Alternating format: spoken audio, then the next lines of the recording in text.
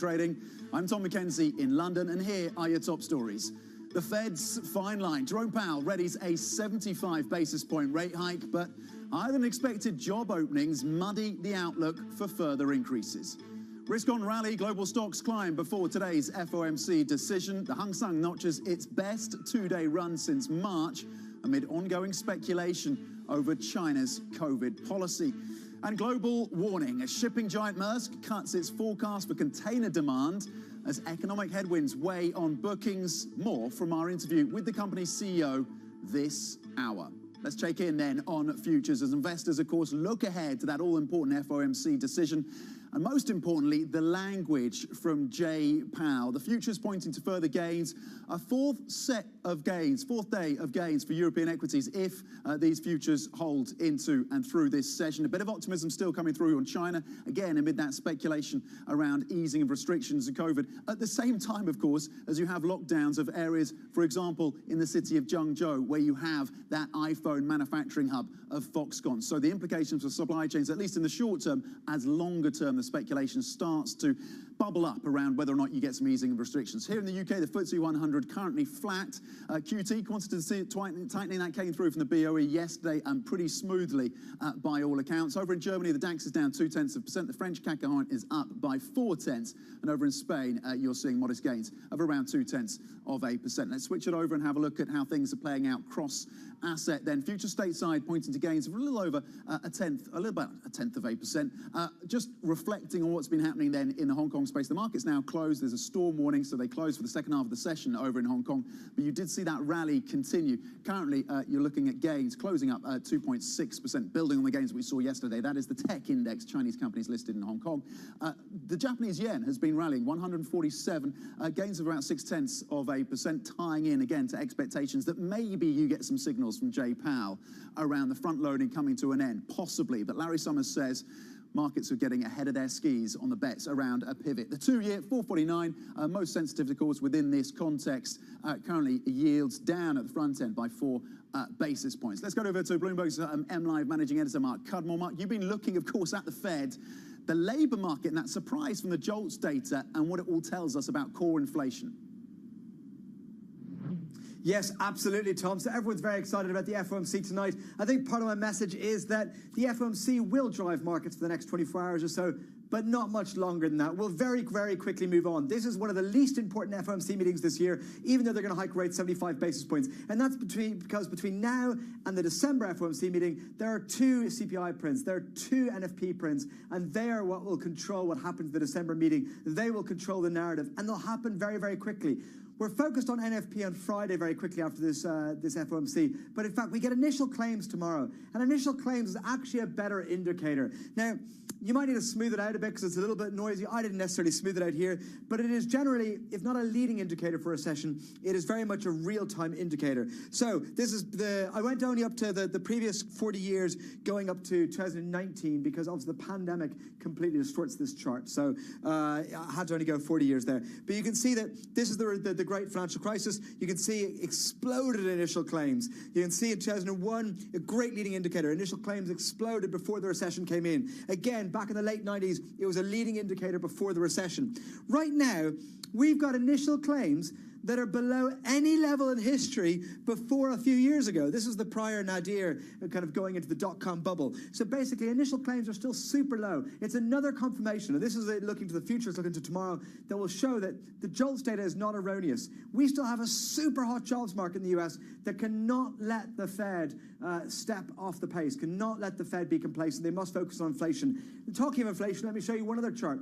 Our next CPI print, people are getting very excited we're seeing peak inflation. Sure, we might be seeing peak inflation. Who cares? It's all about how persistent it is. This is core inflation. This is core month-on-month inflation going back over the last 30 years. Now, I went for month-on-month because a lot of people go, oh, year-on-year, it's base effects. Of course, we know it's higher this year. No, this is month-on-month. This is saying October core inflation. That red line is where the forecast will be for October. It is saying that we're already, consensus forecast, not any ambitious forecast, consensus forecast on Bloomberg is saying that October, month-on-month core inflation for October will be higher than anything seen until 2020 in the previous 28 years. So we still have a rampant inflation problem. We still have a super hot jobs market, which shows that inflation problem is going to stay bad. The Fed can't afford to pivot. So even if any message tonight is interpreted devishly, it'll only last for about 24 hours before people realize that the data does not let the Fed be dovish.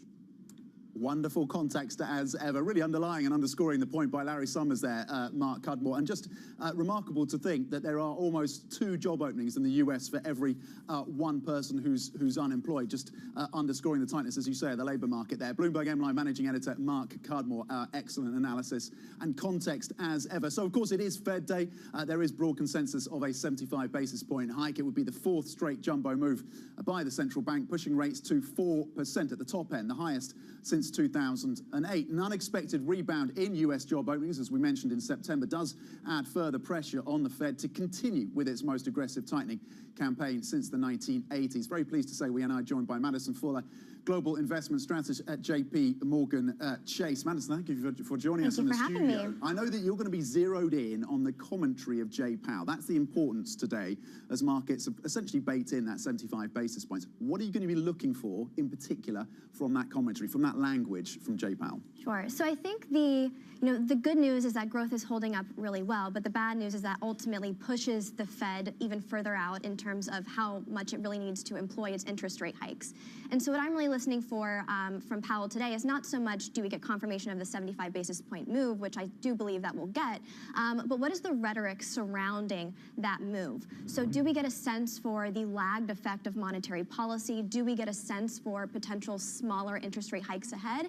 And do we get a sense for, is there a potential pause coming? I think to the points before, the jobs market is still really hot, inflation is still too high and too broad, but nonetheless, the market's flirting with this idea of a potential deceleration in the pace of those rate hikes. They are indeed, and there's of course the question as to how he communicates that, if he does indeed want to go there without further easing financial conditions. That's going to be also central and top of mind for Jay Powell. How much of a risk is that in terms of the commentary and in terms of the easing of financial conditions, something of course the FMC is keen to avoid? Sure, I absolutely agree. Jay Powell is really keen to avoid that type of scenario, because if they, telegraph this shift to more of a dovish pivot too soon, of course that unwinds some of the financial tightening that they've already employed.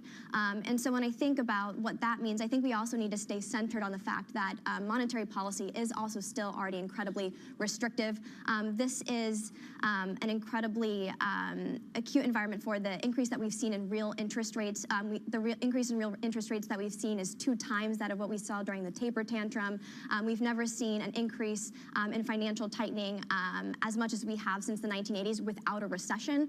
And so with that said, I do think it's enough to cool growth and cool inflation, but nonetheless, we need to be careful about the rhetoric surrounding that. Does the job market's resilience that we're seeing, that Mark outlined for us, does that help avoid a recession? Does that buffer this economy from a deep and prolonged recession?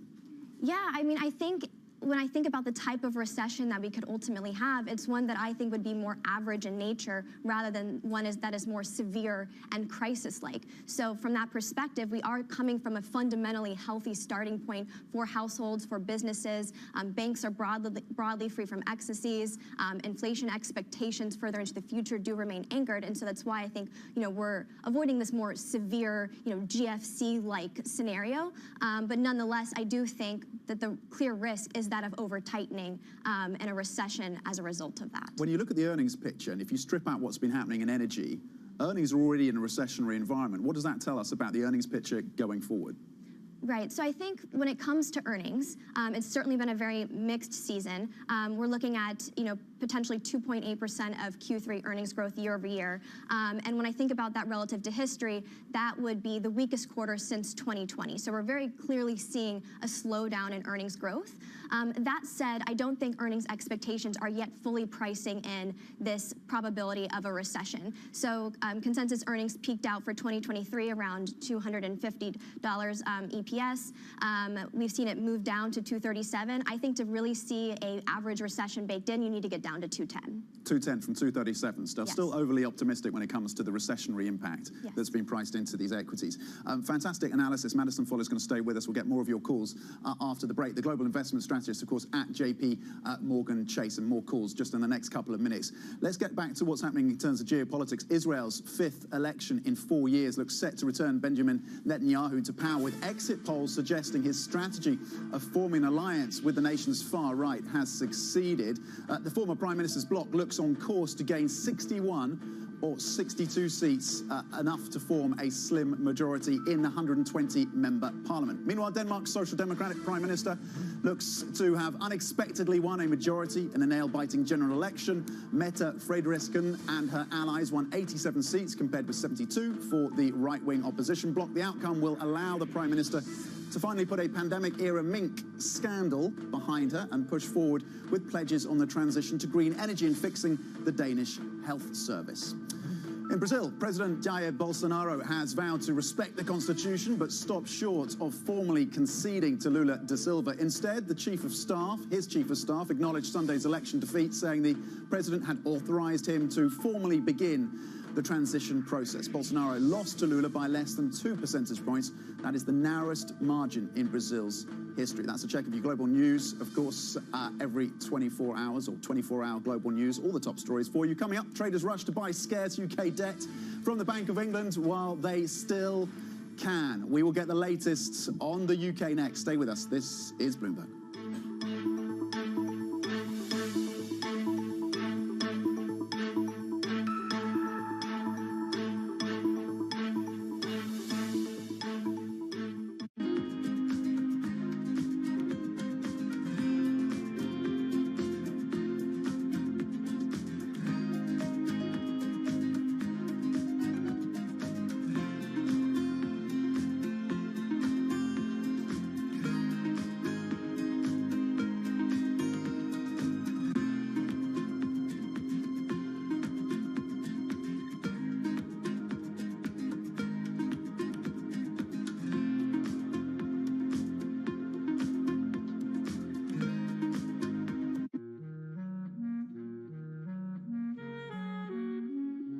I've always been a person who's just been attracted to hair. I like to sit and think and theorize how I can manifest these visions that I have for braiding, and how I can take something that may seem like it's a line drawing in my mind and apply that to someone's scalp. We are the only culture that has hair that grows out of our head the way that it does. Anyone from the African diaspora is born with this amazingly curly hair that can be shaped into a variety of different ways of expression. I want Black people to love themselves for how they naturally appear, and also to appreciate the cultural practices such as braiding that our ancestors have practiced for centuries.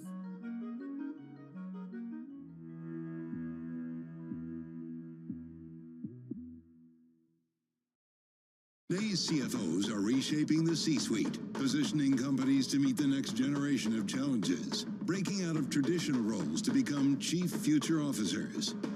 Duke Energy has an ambitious plan to transition to clean energy, and new CFO Brian Savoy is ready to lead the charge. We're going to invest $145 billion over a decade. There's a lot going on, but I wouldn't have it any other way. Watch Chief Future Officer Wednesday on Bloomberg.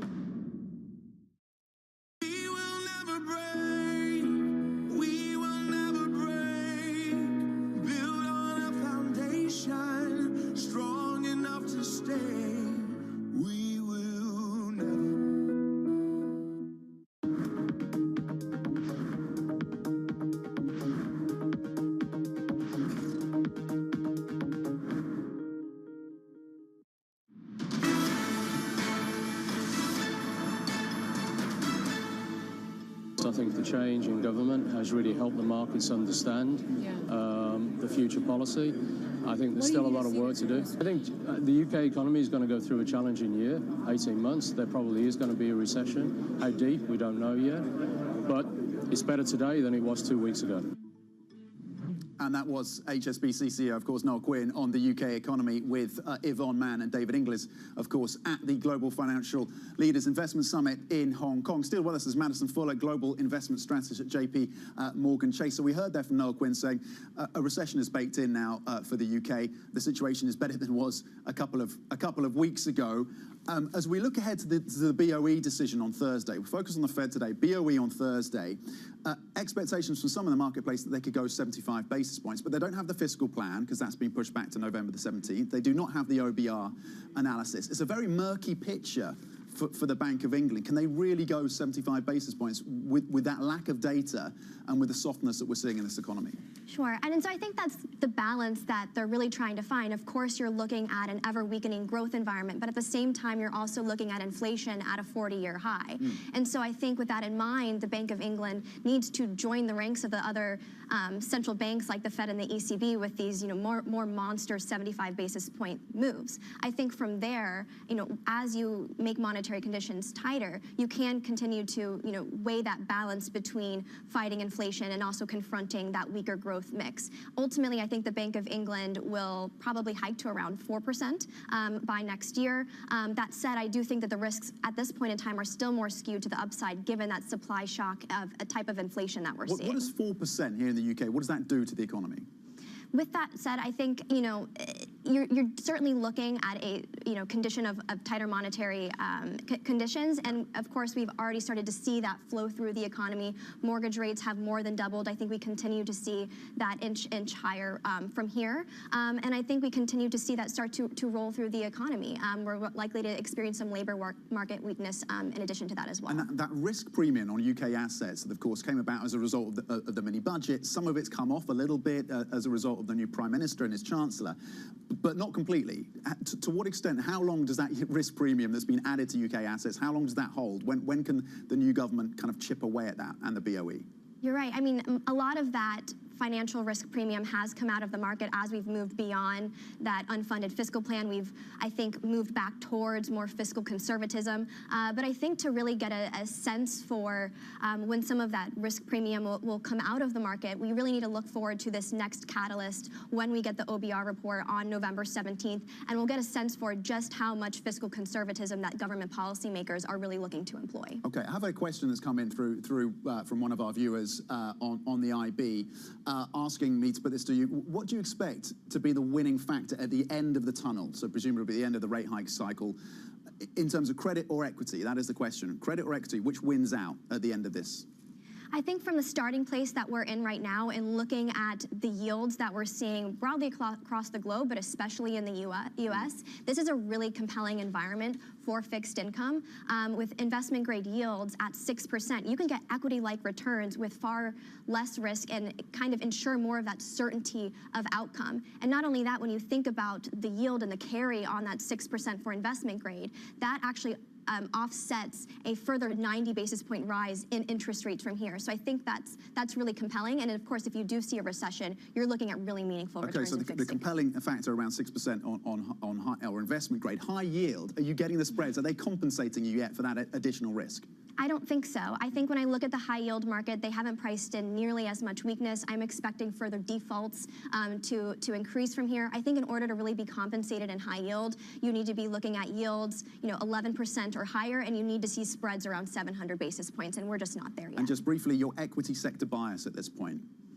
Where's it taking you? So I think we need to stay high in quality. I think we need to stay with cash generators, and I think we need to stay with sectors that are broadly more defensive. So sectors like healthcare, sectors like industrials that are backed by secular tailwinds like defense spending and the energy transition. And then with that in mind, I think on pullbacks, we can also look to add to segments of energy as well. Okay, interesting. Some of the healthcare companies coming through with earnings today, Novo Nordisk, GSK, seeming to reinforce that view with solid beats for both of those companies.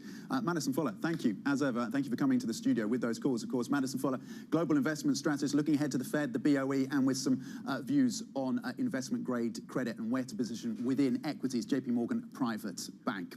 Okay, staying with the UK, traders placed almost £1 billion of bids on a single UK government bond maturing in 2026 as traders dashed to scarce collateral. Gilt scarcity is particularly acute at the short end of the curve, where the BOE concentrated its first QT sales yesterday. For more, we're joined by Bloomberg's Lizzie Burden. Lizzie, what does this show then about how the start of QT is going? All plain sailing? Seems so. Nothing to see here, Tom. Well, this is a significant moment for central banking history globally because it's the beginning of active gilt sales, and it seems to have gone pretty well. The markets absorbed this first round, and there does seem to be hunger for secure government debt, but we don't know what's going to happen at the long end of the curve. That's not, the BOE hasn't said how they're going to deal with that yet. We might get some more detail at the Bank of England meeting tomorrow. We're expecting a 75 basis point hike. Maybe they'll tell us how they intend to deal with the long end, because of course they're not going to want to trigger another pensions crisis, and that's what happened around the time of the mini budget. Yeah, long end 30-year gilt currently 3.58. Not a lot of movement. Yields lower at the front end. And Lizzie, you've been speaking to the UK's Trade Secretary on growth and trade. What does she have to say? Well, I wanted to ask her about the elephant in the room of the growth debate, and that, of course, is Brexit. I asked her, given that the Office for Budget Responsibility has forecast this hit from Brexit to trade, should we be looking at the relationship with the EU again? Take a listen to what she had to say. Having been a Treasury Minister, I distinctly remember pretty much every previous OBR forecast never being quite right. So this is about us working in partnership with the OBR to get good forecasting rather than having a debate about whether the OBR or the government is correct. Well, we respect the institutions and we work well with them. We're not working against them. The OBR has a view, we have a different views. So the Trade Secretary questioning the OBR's sums there, and remember, it was the lack of an OBR forecast and the criticism by then ministers like Jacob Rees-Mogg of the fiscal watchdog that partly led to all the market turmoil around the mini budget. We've got another budget coming up on November the 17th. The Chancellor, Jeremy Hunt, and Rishi Sunak are going to be depending on the next OBR forecast to get credibility in markets for their ability to balance the books. So it's a very, very odd moment for Kemi Badenoch to be returning to this kind of criticism of the OBR. Okay, Bloomberg's Lizzie Burden, thank you very much indeed. Coming up, we're going to take a look at what is moving in Europe this morning, including pharmaceutical giant GSK on the back of those earnings. Stay with us. This is Bloomberg.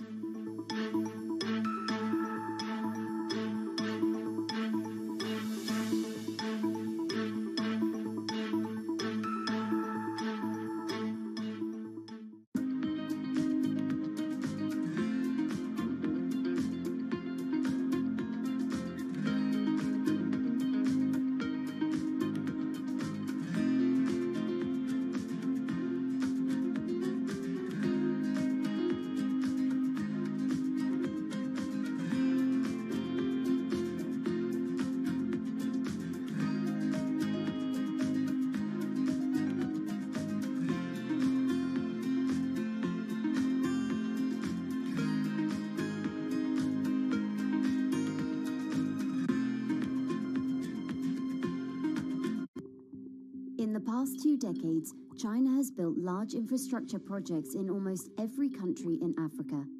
African governments themselves said, we are tired of aid and charity. We want to do trade. We want to be treated like partners. The Chinese came along and said, great, we don't do aid and charity. We want to do business with you. Global Gateway will mobilize 300 billion euros till 2027. Now the US and Europe are answering back with their own infrastructure initiatives to counter China. But African experts are skeptical. China has been that guy around the corner with, a bouquet of flowers to Africa, the US, Europe and the UK have time and time again said, be careful of the flowers you see out of the window. They have thorns on them.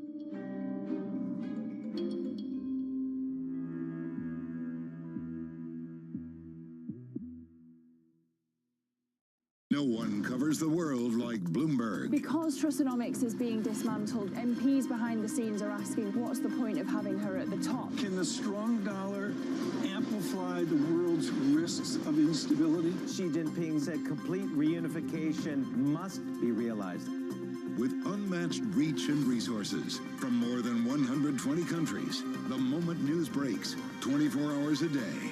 Bloomberg, your global business authority.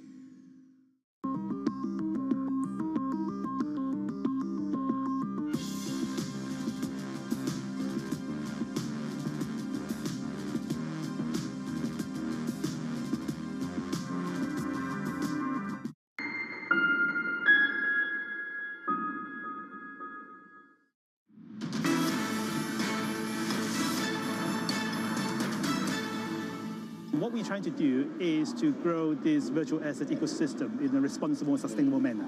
A consistent framework for crypto regulation is essential and key to growing institutional and retail adoption of digital assets at scale. Whatever it puts up for retail, I don't think it will be free for all. It will be a framework that allows certain portion of retail to participate. So this is a very important psychological step, at least talk about potentially allow retail to participate in something that is still growing.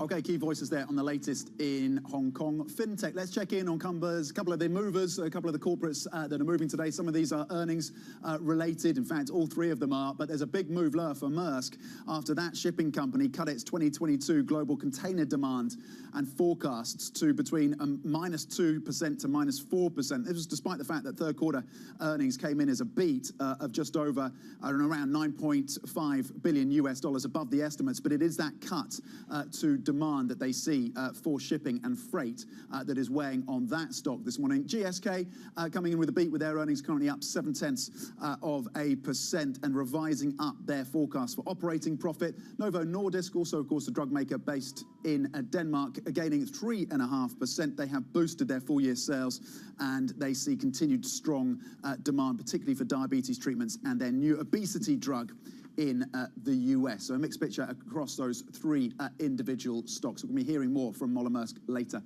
in the show. Let's get to the Bloomberg Business Flash now with Leanne Gerrans. Leanne.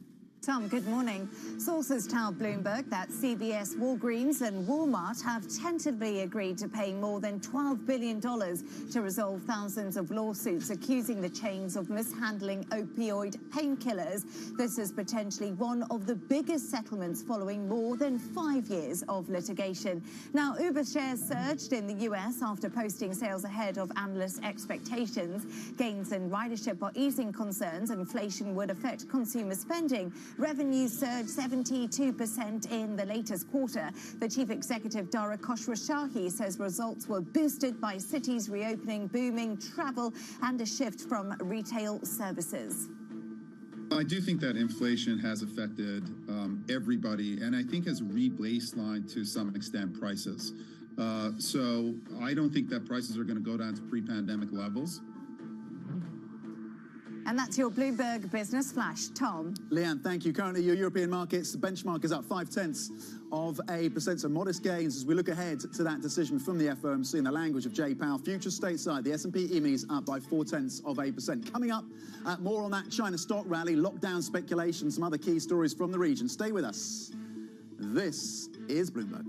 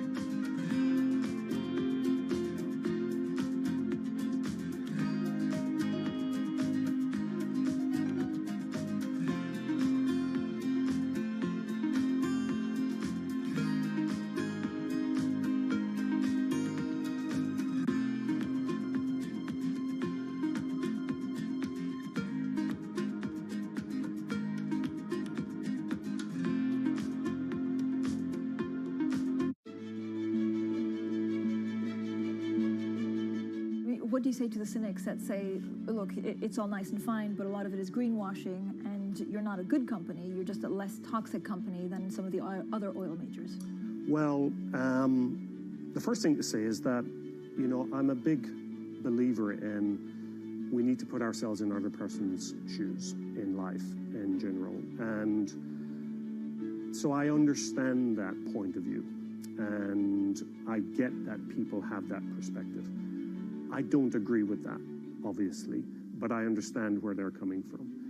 We have an enormous challenge as society, which is to provide the world with reliable, affordable, and clean energy.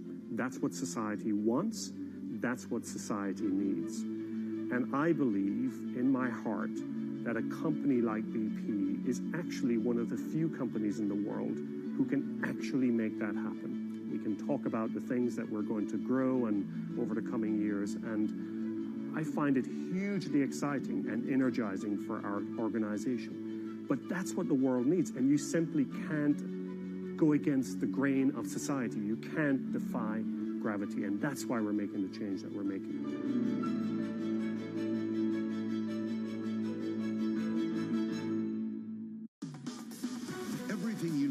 Set for the start of U.S. trading. Bloomberg The Open with Jonathan Farrell. Drilling down on the numbers and preparing you as only Bloomberg can. Weekdays on Bloomberg.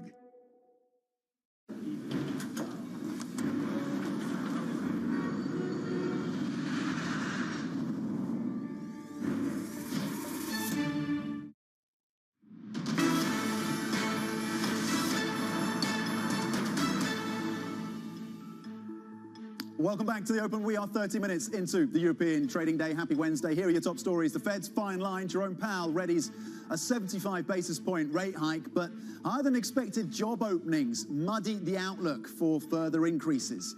Risk on rally. Global stocks climb before today's FOMC decision. The Hang Seng notches its best two-day run since March amid ongoing speculation over China's COVID policy. And global warning, shipping giant Maersk cuts its forecast for container demand as economic headwinds weigh on bookings. More from our interview with the company's CEO in just a few minutes' time. So yes, China is a factor once again. The gains were built on today in the session over on the mainland, but also in Hong Kong, where the session was cut short by storm warnings. Here in Europe, you're seeing gains of around 0.5% across the benchmark. So looking set for 4 straight days of gains then across the European equity space. The DAX is up 0.3%. Here in the UK, the FTSE 100 gaining 0.2%. Let's have a quick look at the sectors. Basic resources is central to the rally that's going on, particularly if you look at iron ore and copper. Those prices have rallied on expectations. And again, the rumors, the speculation that maybe you're going to get some easing in the restrictions over in China. Healthcare also near the top of the list, gaining 1%, but there is basic resources as well, 0.9%. Just 3 sectors currently in the red in this risk-on session. The dollar is softer. That is certainly helping sentiment as well. Let's turn our focus to what is happening then in China. Stocks continued their rally, as I mentioned, for another day amid growing speculation for a loosening of those COVID restrictions, despite this morning's news of a 7-day lockdown imposed around the world's largest iPhone factory. It employs hundreds of thousands of people, by the way. Joining us now is Rachel Chung, who leads our Asia news coverage of consumer, health and media sectors. Rachel, how much longer then can this stock rally continue for at this point?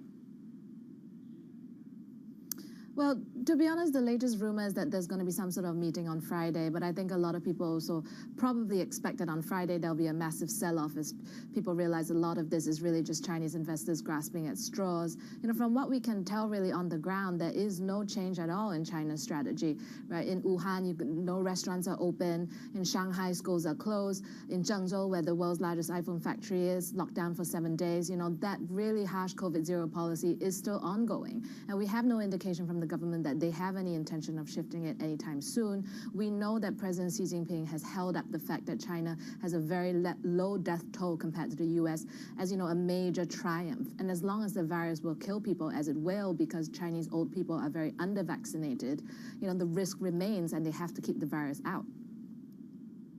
Yeah, indeed. And the news today, and it's big news when it comes to Apple and supply chains, that the Foxconn plant area could be locked down for 7 days, or is going to be locked down for 7 days. What does it mean for Apple, and just within the context, of course, that Foxconn employs, what, over 1 million people across China? Right. I mean, we're not getting any indication yet from Apple of what it's going to mean for their supply chains, but we do know that Foxconn is probably not in a right situation to navigate this lockdown. You know, there was a lot of coverage, including our own stories of how workers were basically leaving these factories on foot earlier this week because they were not being managed properly. They were being put together with infected people. There was not enough food for the workers, and now we know that this entire area is going to be in lockdown for a week.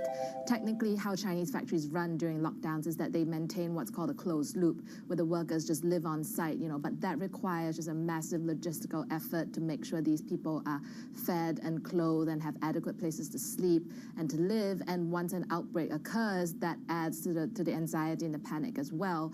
So, you know, it really remains to be seen how Foxconn's going to navigate this 1 week lockdown, and it could have a big impact on Apple's ability to deliver those iPhones. And meanwhile, Rachel, I know you and the team have been pouring through the details of this, really, since the pandemic started, which is the healthcare response, the pharmaceutical company response to the pandemic. And we hear today that CanSino has an inhaled vaccine that's going to be rolled out more widely. What is the potential significance of this? Right. I mean, this was the first inhaled vaccine to be approved around the world. And I think people are very optimistic that this is going to overcome some of that resistance on the ground, potentially with the elderly folks as well who don't want to be injected with anything. Maybe a nasal vaccine, they may be more open to taking that. You know, at the same time, though, you know, what is missing from China that we've seen over the past 2 years is that political will to push vaccination, right? They refuse to use vaccine mandates, as we've seen in so many countries. That has helped push the vaccination rate up.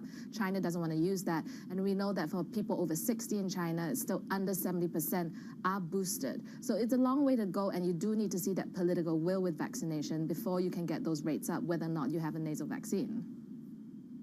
Okay, thank you for the latest, tying all those threads together for us. Rachel Chang, our Asia Consumer Health and Media Coverage Lead. Thank you. Now, Maersk has beaten estimates with third quarter earnings before interest and tax rising close to $9.5 billion US. However, the world's largest owner of container ships has warned that freight rates have peaked. The company's CEO, Soren Sokku, spoke to Bloomberg's Anna Edwards and Mark Cudmore just a short time ago. Volumes are down, global trade volumes are down, our own volumes are down 7% for the first 9 months of the year compared to last year. We see that as being driven by a number of factors. Certainly, durable goods are down. Probably a lot of people over-invested in durable goods in the early part of the pandemic. And then, of course, we see the effect of the slowing economy, the war in Europe, and what that has done to consumer confidence. So all in all, global trade is moving backwards this year.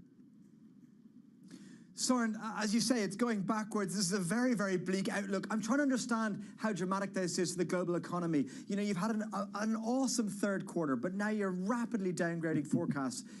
That's the same story we've seen in GDP prints. We've seen great GDP prints for third quarter around the world, but we've suddenly seen PMIs for October be super negative. Does this mean that we're like going to a recession much quicker than we were thinking only a month ago? I think part of it is pandemic effects. Many of us bought a new TV and a new couch and a new barbecue during the pandemic because we didn't have anything else to spend our money on, and obviously that will be a few years before we have to do that again. So part of this is front loading, if you will, on goods spending that happened early in the pandemic, and that's impacting negatively now. But the other part is that the economy has slowed down. Certainly, if you, like I do, live in Europe, it's really hard to be very optimistic with a war on our doorstep and a big energy crisis in this winter. So that is impacting consumer demand, consumer confidence, and therefore also demand. I think it's quite likely that we either are or will soon be in a recession, certainly in Europe, but potentially also in the US. So we're seeing declining freight rates, which suggest declining demand, and yet we're about to see an explosion of supply side of capacity. How dramatic is this going to be, this prolonged kind of overcapacity episode? Well, I think it's natural, and really volumes are down. Global trade volumes are down. Our own volumes are down 7% for the first 9 months of the year compared to last year. We see that as being driven by a number of factors. Certainly, durable goods are down. Probably a lot of people over-invested in durable goods in the early part of the pandemic. And then, of course, we see the effect of the slowing economy, the war in Europe, and what that has done to consumer confidence. So all in all, global trade is moving backwards this year. Søren, as you say, it's going backwards. This is a very, very bleak outlook. I'm trying to understand how dramatic this is for the global economy. You know, you've had an awesome third quarter, but now you're rapidly downgrading forecasts. That's the same story we've seen in GDP prints. We've seen great GDP prints for third quarter around the world, but we've suddenly seen PMIs for October be super negative. Does this mean that we're like going to recession much quicker than we were thinking only a month ago? I think part of it is pandemic effects. Many of us bought a new TV and a new couch and a new barbecue during the pandemic because we didn't have anything else to spend our money on, and obviously there will be a few years before we have to do that again. So part of this is front loading, if you will, on goods spending that happened early in the pandemic, and that's impacting negatively now. But the other part is that the economy has slowed down. Certainly, if you, like I do, live in Europe, it's really hard to be very optimistic with a war on our doorstep and a big energy crisis in this winter. So that is impacting consumer demand, consumer confidence, and therefore also demand. I think it's quite likely that we either are or will soon be in a recession, certainly in Europe, but potentially also in the US. Also good that the freight rates come down from these super elevated levels to something that is more normal. That's clearly better for the economy and for our customers. What matters in container shipping is not really how many ships exist. What matters is how much capacity is being deployed towards the demand that is actually out there. So you know, I usually don't try to predict freight rates, but it's very clear that they are on a downwards trajectory, and we will see where this lands or normalizes. Okay, Maersk CEO Søren Skou, of course, speaking to Bloomberg a little earlier. The stock currently down 4.6% on the back of that forecast around reduced freight demand. Coming up, Hong Kong is fighting to prove it is still a dominant financial centre, not a backwater. We hear from HSBC CEO Noel Quinn from the HKMA Summit. An important interview. Stay with us for that. This is Bloomberg.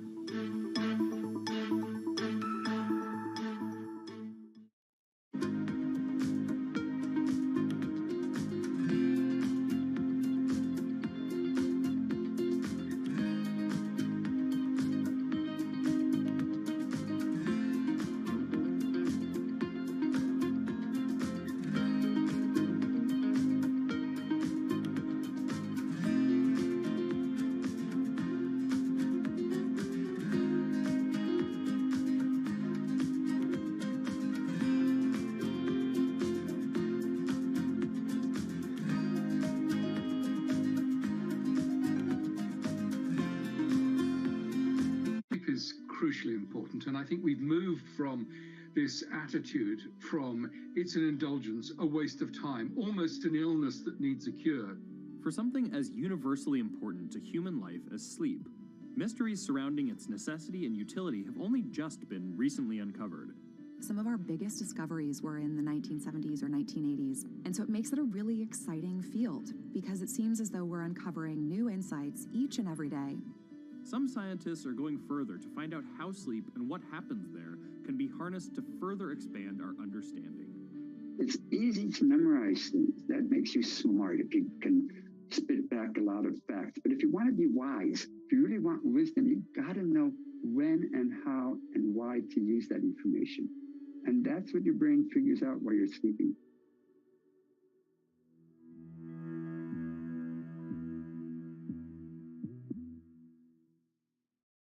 November 8th, as Americans decide the future of Congress and state legislatures. Bloomberg will be live in Washington, D.C. to cover the results as they break and provide insight about what it means for the country. We're in a divided country, and these are really close elections. We take a look at what the races could mean for Wall Street. Special election night coverage starts at 8 p.m. on Bloomberg Television and Radio. And tune into Surveillance live from D.C. at 6 a.m. on Wednesday for the latest overnight. This is Bloomberg.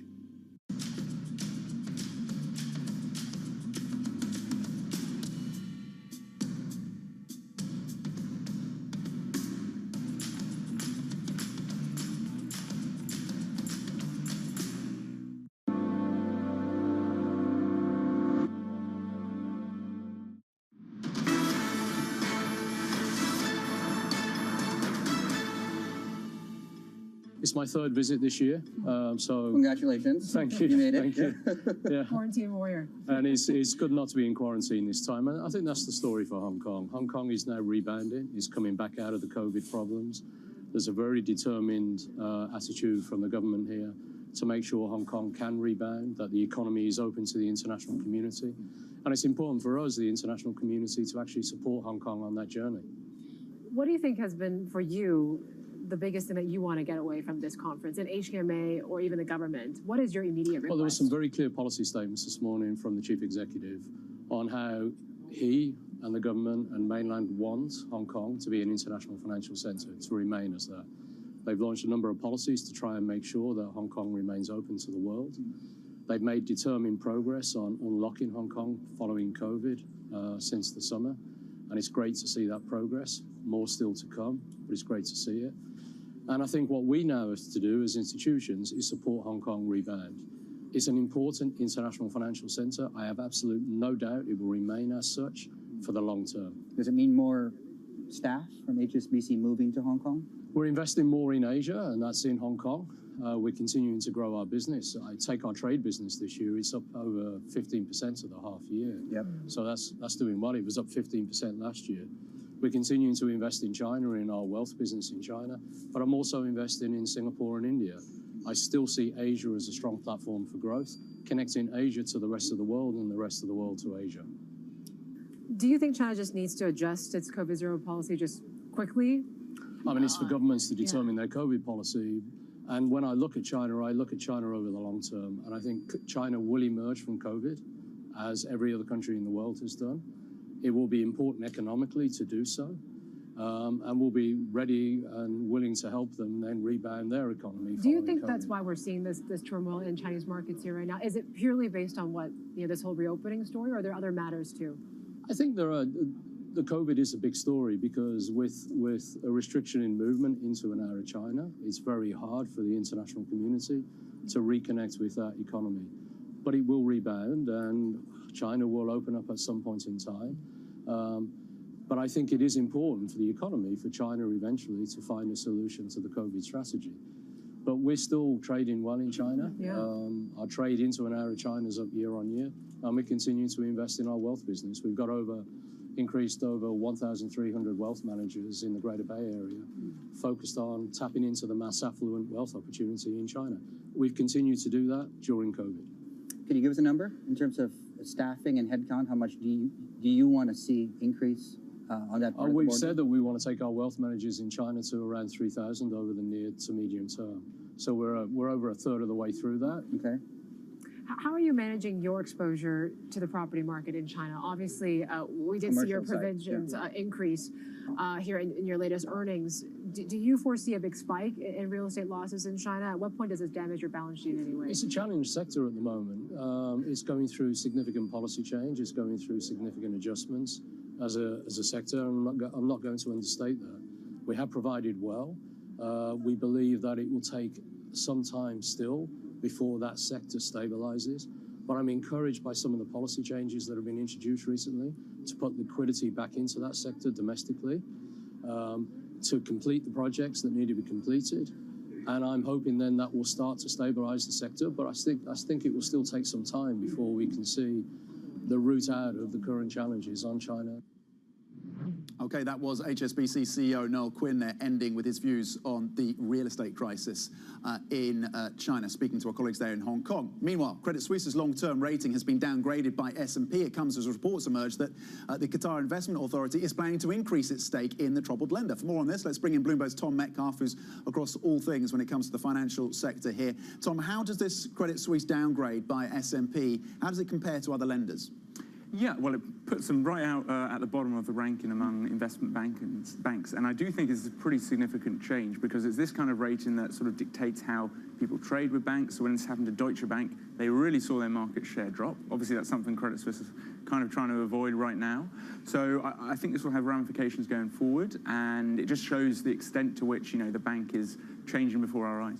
A lifeline, potentially, from the Qatari Investment Authority? I'm not sure if that's how we would characterize it, but the Saudis have a 9.9% stake now. The Qataris getting involved as well. Yeah, exactly. FT reporting that now there'll be something like, I think, up to a quarter of its shareholders will be from the Middle East. So certainly that region is definitely helping this bank. You kind of make sense, you know, big wealth unit and obviously big presence in that region. But yes, no, I mean, I think it's interesting. The Saudis getting 9.9%. Basically to keep that below a level that the Swiss regulator will look at. So be kind of curious, you know, is this the cap on that kind of support from this region? Probably, but very interesting. And meanwhile, UBS updating. There was a redhead across the terminal about an hour ago on their footprint in the Middle East and North Africa region. Yeah, another Middle East story. So UBS, at least for its investment bankers, is now saying, you know what, we're not going to have a local presence in Dubai, in Riyadh. Instead, our plan is to sort of fly them in. That's, you know, been a model that's been tested over the years, but it's kind of interesting it's coming now because that's the only region where there are deals, right? There's the only place where there's IPOs. So a lot of other banks are actually putting more people in there on the ground, and UBS taking a different tack. Okay, a flurry of news across these Swiss lenders being broken down for us by Tom Metcalf. Thank you very much indeed. Currently, Credit Suisse, by the way, stock is down just 0.8%, of course, as that news flow continues as that lender attempts to restructure. Now, coming up, former Israeli Prime Minister Benjamin Netanyahu is set for a return to power, and another extraordinary political comeback in Brazil. More on those stories next. This is Bloomberg.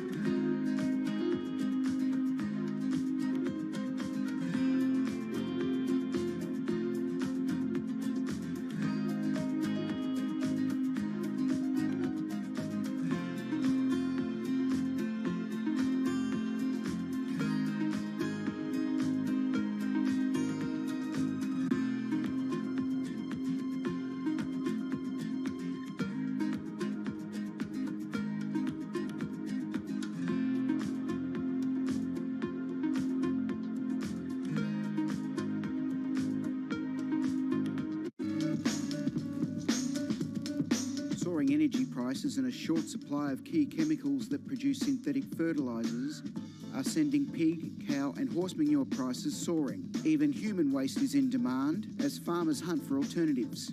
Fertiliser helps increase crop yields.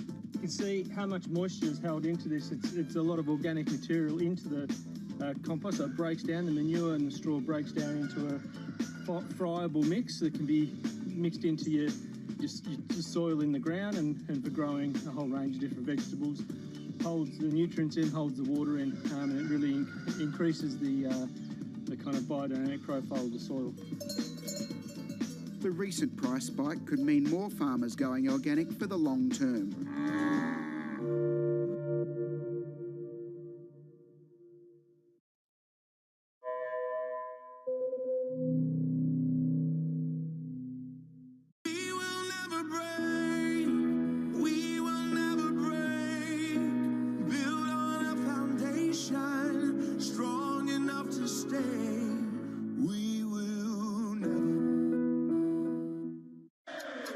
This is Bloomberg Daybreak with Lee. On Bloomberg Radio. Welcome to Daybreak Australia. This is Bloomberg Technology. Welcome to Bloomberg Crypto.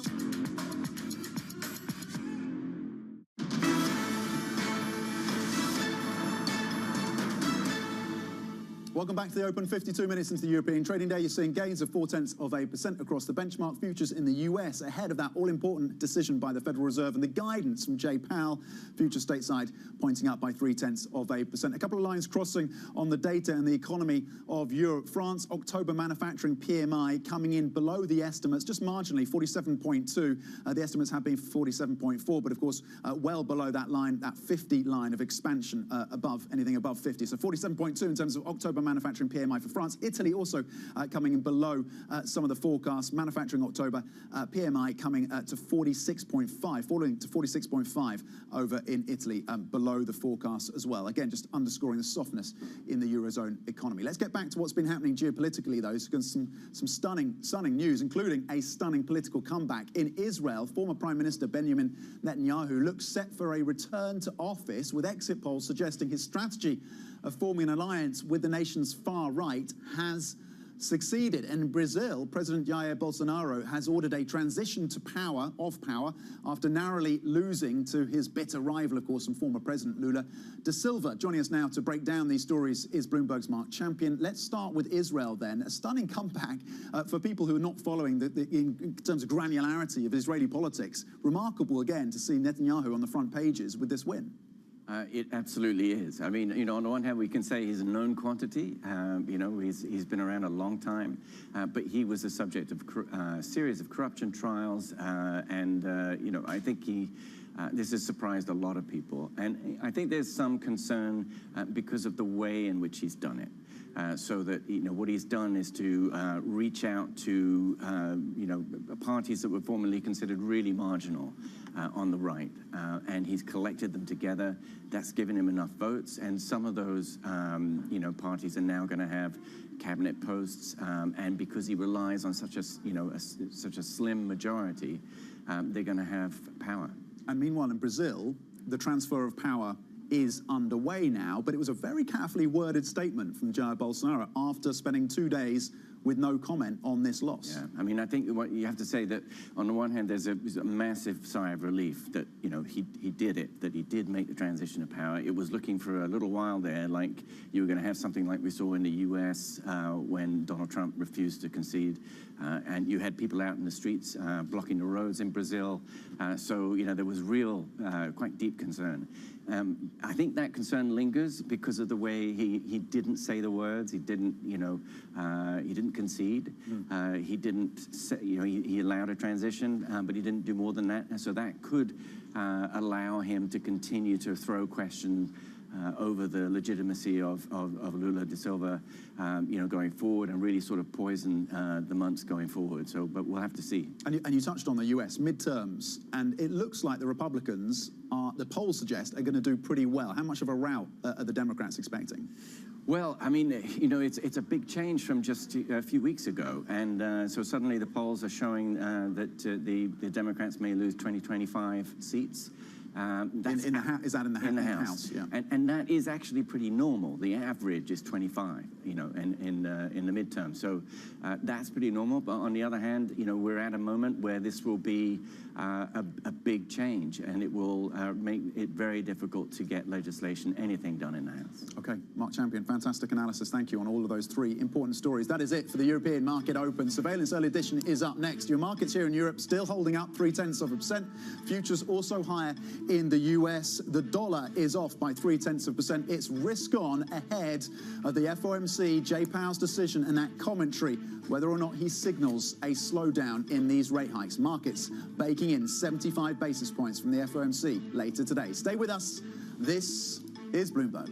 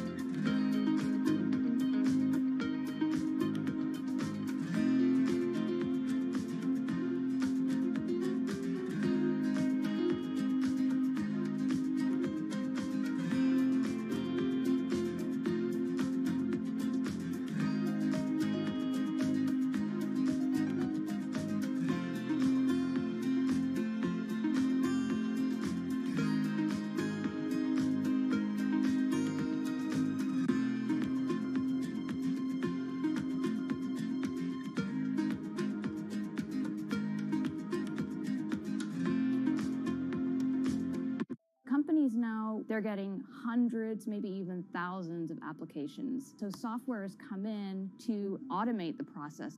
You want to write your resume for robots, not for humans. The only job your resume has is to be comprehensible to the software that is reading it, because that software or robot is going to decide whether or not a human ever gets their eyes on it. These things are programmed by a certain segment of the population that might not be totally inclusive or not be fully aware. Concerns about how this technology could exacerbate discrimination. For the FTC, I think foremost, the FTC needs to be making sure that we're fully understanding this technology.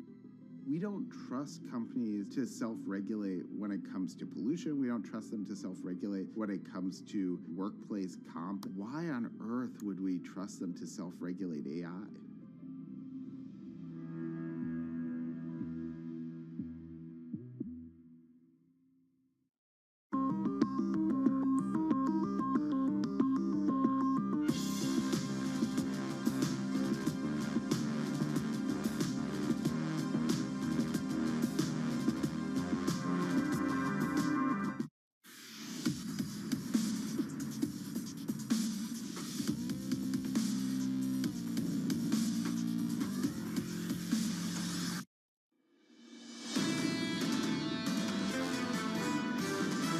The Fed is obviously eager for a downshift at some point. The Fed, in our opinion, is nowhere near the end of raising rates. They're going to continue to go. If the Fed were to ease up, I think it would be a relief to a huge amount of economies around the world. There's a clear case to make that the outside of the Fed, that we're getting the sort of stage one of the pivot. I'm not sure we're quite there yet in terms of the Fed. You pivot too soon.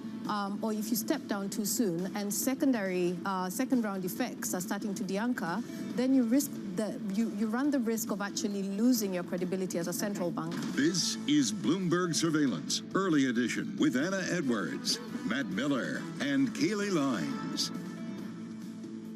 It's 9 a.m. in London, 5 a.m. in New York, and 5 p.m. in Hong Kong. Our top stories today. Decision day at the Fed. Policymakers are set to deliver another supersized interest rate hike. They may also open the door to slowing down the pace. The elephant in the room. Global bankers at the Hong Kong Financial Summit are avoiding one major topic, the growing risks of investing in China, and the slump on the high seas. Shipping giant Maersk cuts its forecast for the global container market. Welcome to Bloomberg Surveillance Early Edition. I'm Anna Edwards in London with Kriti Gupta and Kaylee Lines in New York. Matt Miller is off today. And Kaylee, as we head towards the Fed, of course, markets are going to be very focused on that. And pivot or not to pivot is going to be one of the key questions. And crucially, any timing around that will be watched really carefully. Yeah, do we call it a pivot? Do we call it a step down now, Anna? Either way, that is really what this market is looking for. The question is, how does Jerome Powell message that without really easing financial conditions, which is something the Fed does not want to see? So we all await that come 2 p.m. Eastern, or really 2:30 p.m. Eastern, when the chairman takes the podium. Obviously, Asia had to trade in advance of that, and broadly, it was a higher day. We are still unsure how to price the speculation, the rumors about potentially the abandonment of COVID zero policy in China. We have not gotten any confirmation of that, yet you saw the rally continuing in both China and Hong Kong, where the Hang Seng Index rose about 2.4%, its best 2 days going back to March. So we'll continue to watch for updates there, even as we see lockdowns in places like Zhengzhou around the Foxconn plant because of an outbreak there. In the bond market in New Zealand, I really wanted to point to the 10-year yield up 14.5 basis points to 441 after we saw a big acceleration in wages, inflationary pressure within the labor market, and that is leading to a ramping up of bets that they're actually going to move 75 basis points this month after 5 50 basis point hikes in a row. And of course, it is also a 75 basis point move we expect from the Fed today. What is interesting is, even though that creates an even bigger policy divergence between the Federal Reserve and the Bank of Japan, we are seeing the Japanese yen strengthening against the US dollar this morning by about 0.75%. 147.15 is where we trade on dollar yen. Traders may be potentially watching for any further intervention should we have a hawkish Fed later this afternoon, Kriti, but of course we'll have to wait and watch and see. Well, Kaylee, what's so interesting about the fact that we have an FOMC decision today is that futures are actually higher in anticipation of that. That never happens. We tend to see a little bit of a sell-off Monday, Tuesday, even going into the Fed. This idea of essentially sell the rumor, buy the news, that's at least been the kind of the dynamic that's played in the last couple of months. Today, though, and I want to argue yesterday as well, that hasn't been the case. The future's actually up about 0.3%. I would argue it's really all coming down to the dollar. Take a look at the Bloomberg Dollar Index, down about 0.3%. What's interesting, though, is that it's not actually following the yields picture, because the 10-year yield hovering around 4.04, no real change, Anna, when we're looking about actually what's happening in terms of the bond market, at least intraday at the moment. That could all change with just one word from Chairman Powell. But I want to say, once again, it comes down to the dollar, not just for the stock market, but for the commodity market as well. Take a look at the Bloomberg Commodity Index, actually up 0.3%. That dollar weakness likely boosting that just a little bit. Yeah, Chrissy, here in Europe, we see some fairly inexplicable gains across European equity markets as we wait for the Fed, as we continue to price in perhaps some of that speculation around opening in China, flying in the face of the evidence on the ground where we're seeing further lockdowns. We'll get to that theme shortly. But sentiment around Europe, not even taking too much of a hit from the manufacturing PMI data that we just got. Perhaps this already priced in. Euro area October manufacturing PMI coming in at 46.4. So that is very weak. It's below 50, of course, suggests contraction. It is just below the preliminary reading as well. So it is a worsening picture for manufacturing at the margin, not really taking the edge off these markets, though, which are essentially waiting for the Fed. Maybe it is dollar related, as Chrissy suggests, and maybe the move in Brent is partly to do with that. Let's have a look at where we are on some of these other assets. The Brent price moving a little bit higher today. Well, it was now fairly flat. In fact, it had been rising yesterday on the China story, the China narrative and speculation. Then inventories data stepped to the fore, and that was causing some moves higher in the Brent price, but just moves a little lower this morning. AP Muller-Maersk, this is the Maersk shipping company. It also does landside logistics, increasingly, though. The company down by 5.4% because of what they've had to say about global container demand. We all know that freight rates have been dropping. That's well established, but the company came forward with a gloomier forecast for what this year will look like in terms of global container demand, and that picture seems to be worsening quite quickly. We'll bring you more of our conversation with the CEO a little bit later. Next, this is a bellwether for the UK High Street, up by 2.3% today. Their numbers actually pleased markets, and they stuck to their guidance, which was seen at the margin as a positive, given the cost of living pressures you might expect to see exerting themselves on this type of business. And Aston Martin is down by 11.6%.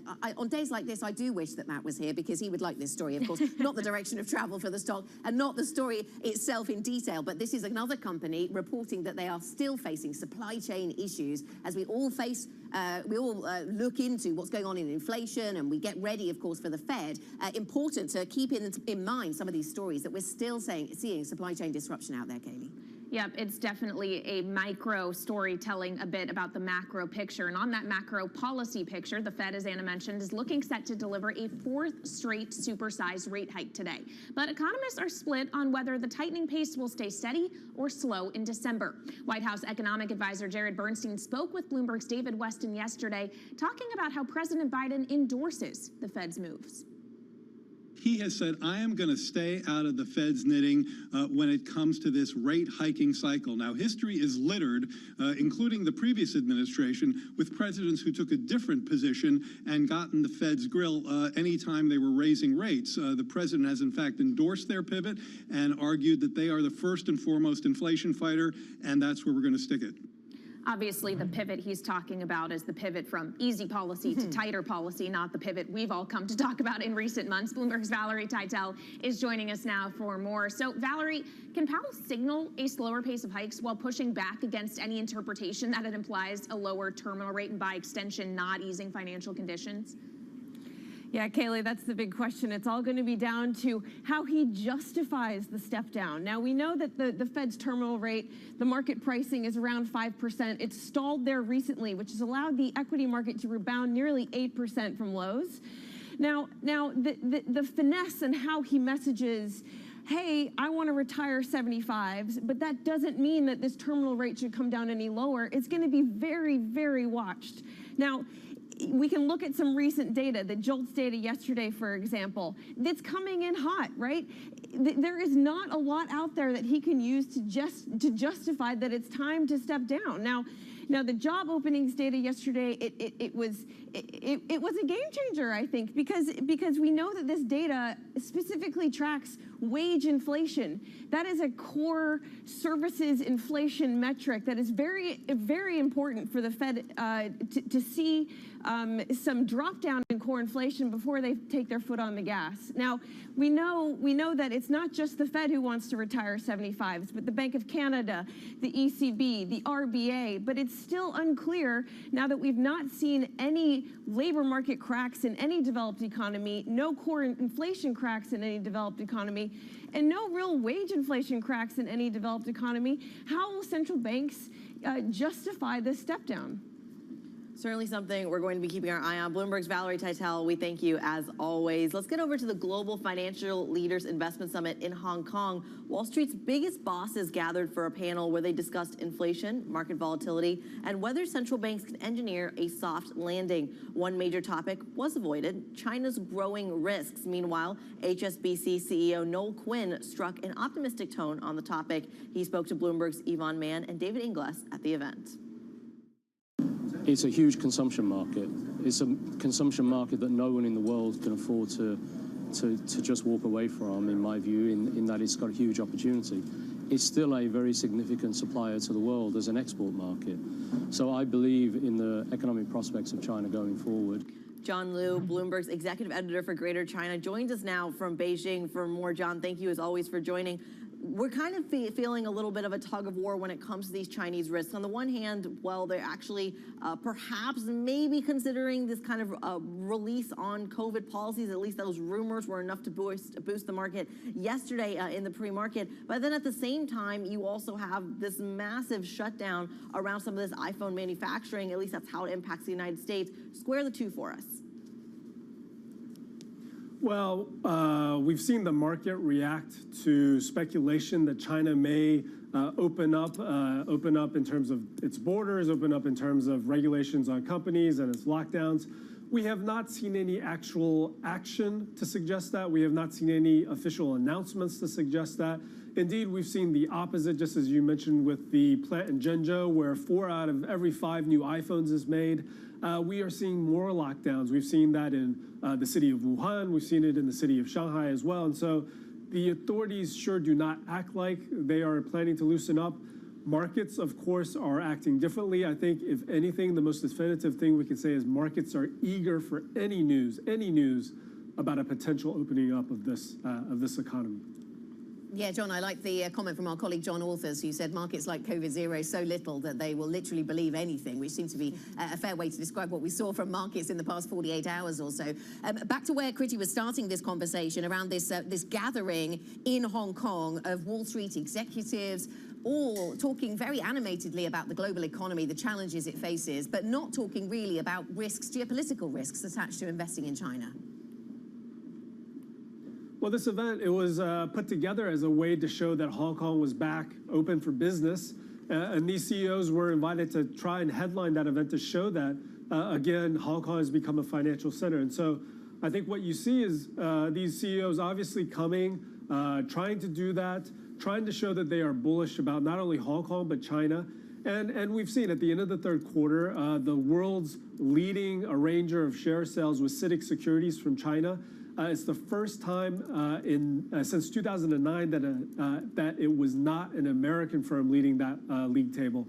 And so you see where business is at, and obviously those CEOs have a mind for business. All right, Bloomberg's John Liu reporting from Beijing. Thank you so much. Let's turn now to corporate news. Amazon is taking more drastic measures to align expenses with the slowdown in sales. Bloomberg has learned that the world's largest e-commerce company is freezing staffing levels in its profitable ad business. The decision to keep the ad unit's workforce at its current level shows Amazon is looking to squeeze more profit out of it. Amazon shares right now up about 0.5% in pre-market trading. As for some other movers to keep an eye on in pre-market trading, one of them is AMD. It gave results after the bell yesterday, and in contrast to other chip makers, they were pretty solid. Its revenue forecast for the fourth quarter, topping expectations. They're really benefiting from their pivot to server processors, so that's helping offset the slowdown in the PC market, and they think revenue could be up 14% in the current period. Compare that with double-digit declines for rivals like Intel and NVIDIA, so they're faring fairly better here. As a result, they're up about 4.5% in early hours, but it is a downside move for Airbnb, which also reported after the bell yesterday. Soft bookings forecast for the fourth quarter. It shows kind of a pivot in consumer traveler behavior as we emerge from the pandemic. They want to go back to urban areas, cross-border, rather than getting Airbnbs in the countryside, for example. So as a result, Airbnb down about 6.25% before the bell, Anna. Okay, some interesting pre-market movers. Coming up on this program, Steve Blitz joins us, T.S. Lombard, chief U.S. economist, the perfect voice to chime in ahead of the Fed today. And more on that gloomy view from the shipping giant Maersk. We'll hear from the CEO later this hour. Our own volumes are down 7% for the first 9 months of the year compared to last year. We see the effect of the slowing economy, the war in Europe, and what that has done to consumer confidence. So all in all, global trade is moving backwards this year.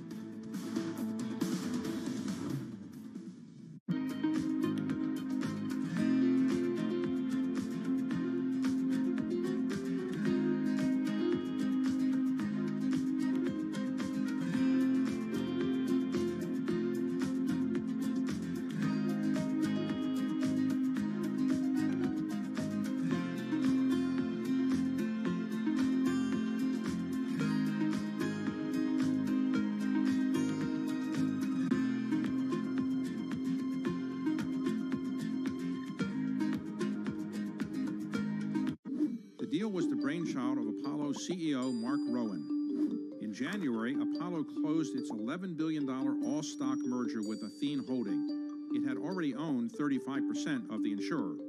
Here's what Apollo gets out of the deal. Assets under management. Apollo expects them to double to about $1 trillion by 2026. Much of that projected growth will come from the merger, and those assets are especially attractive to Apollo. Insurance companies typically go after much more modest returns than buyout investors. That will give Apollo more options for investing the cash. Athene is a steady provider of fee income. It has grown into one of the nation's biggest holders of fixed annuities, those retirement savings products favored by risk-averse customers. The merger will also allow Apollo to simplify its governance. It gave up its dual-class share structure and adopted a one-share, one-vote plan. The hope is that will eventually lead to Apollo's inclusion in the S&P 500. Markets are preparing to close, but the day is not over yet. Stock that is now up about 45%. A lot of volatility right now. You need the power of the Bloomberg terminal to get you market-moving data before anyone else. These numbers are much higher than expected. Upgraded today to overweight. You need top analysts to bring you exclusive global insight into cross-asset markets. The muni bond market. China is a really big focus. Bitcoin ain't playing along today. It's going to be short-term. Bloomberg Markets, The Close. Weekdays on Bloomberg.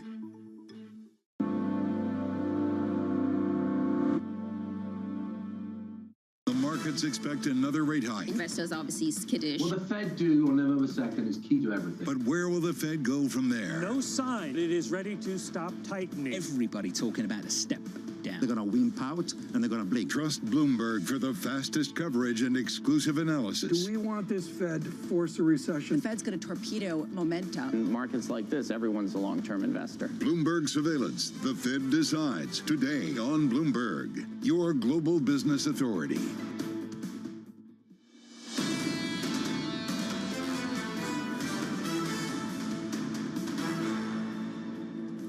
This is Bloomberg Surveillance Early Edition. I'm Kriti Gupta with Kaylee Lyons in New York and Anna Edwards in London. Matt Miller is off today.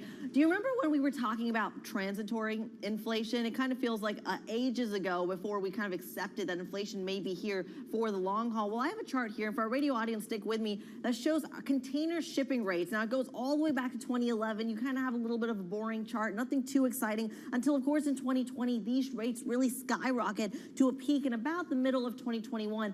That peak has been completely retraced, though, kind of making a full U-turn. And it's interesting when you think about that in the context of supply chain issues, because we were talking about that a lot in 2021. 2022 became more of a commodity inflation kind of story. But when you start to see those original issues dissipate or fade, perhaps. I wonder how the Federal Reserve really views that. And to give us a little bit more context, I want to bring in Ben Rahm, the Bloomberg cross-asset strategist on the Markets Live team. Of course, Ben, let me put that question to you. Should we not worry about the supply chain issues that are obviously still there, but perhaps don't show up in metrics like freight rates, for example? Morning, Kriti. Absolutely. I think that, we started the year with 7% headline inflation in the US, and now we are at 8.2%. So those supply chain pressures don't seem to be dissipating anytime soon. And that is going to be a key concern for the Fed. Everyone knows that this is likely to be the fourth big jumbo hike that we are going to get from the Fed today, 75 basis points. But beyond that, what is the signaling going to be? And that's going to be the key.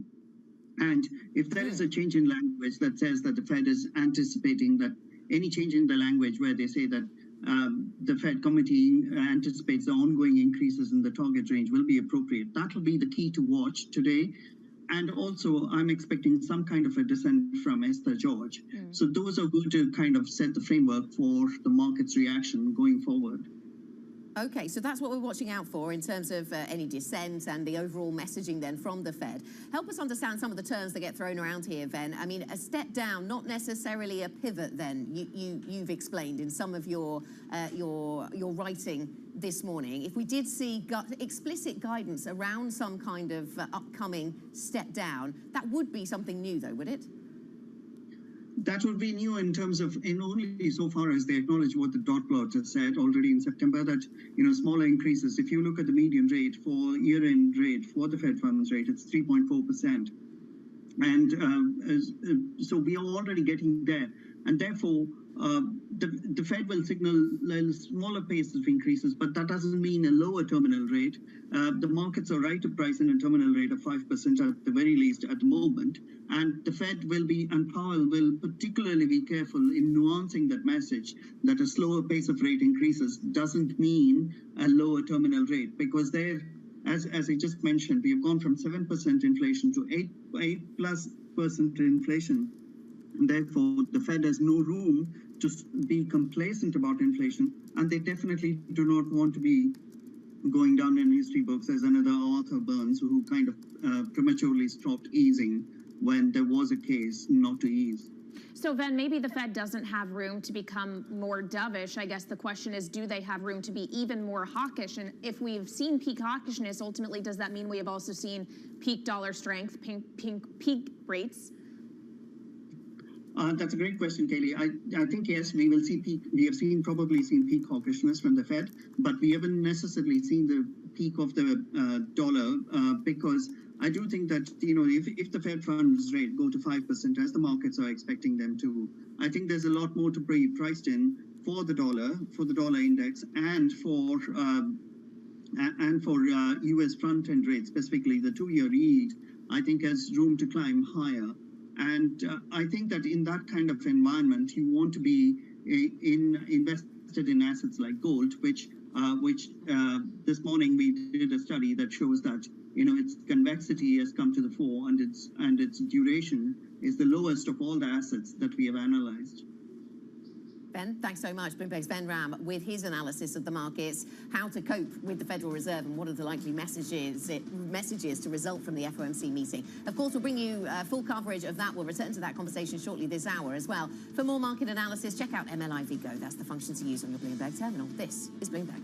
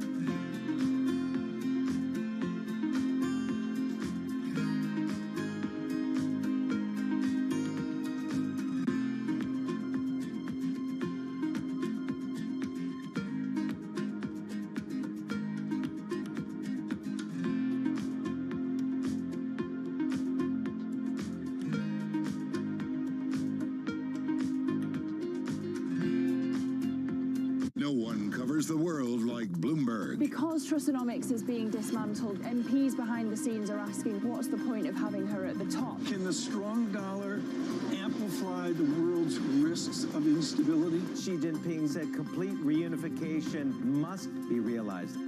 With unmatched reach and resources from more than 120 countries, the moment news breaks, 24 hours a day. Bloomberg, your global business authority. Nutrigenomics and precision nutrition is one of those rare scientific fields that overlaps with the Instagram-friendly wellness industry. There is a lot of interest in this idea of personalized nutrition and especially how accessible it is to the public. You can go on Google and type personalized nutrition or diet and genes, and you will find dozens of different companies that offer this nutrition precision tests. One of those companies is Routine. Routine claims that their personalized tests stemming from sciences like nutrigenomics make their supplements different.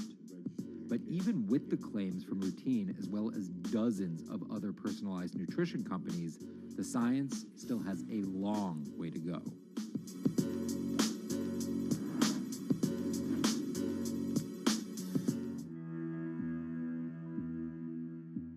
You will shed light on dark matter. You will make aging optional. Because when you subscribe to Bloomberg, you won't just get news. You will get insight into limitless possibilities. Before you change the world, Bloomberg. November 8th, as Americans decide the future of Congress and state legislatures, Bloomberg will be live in Washington, D.C. to cover the results as they break and provide insight about what it means for the country. We're in a divided country, and these are really close elections. We take a look at what the races could mean for Wall Street. Special election night coverage starts at 8 p.m. on Bloomberg Television and Radio. And tune into Surveillance live from D.C. at 6 a.m. on Wednesday for the latest overnight. This is Bloomberg.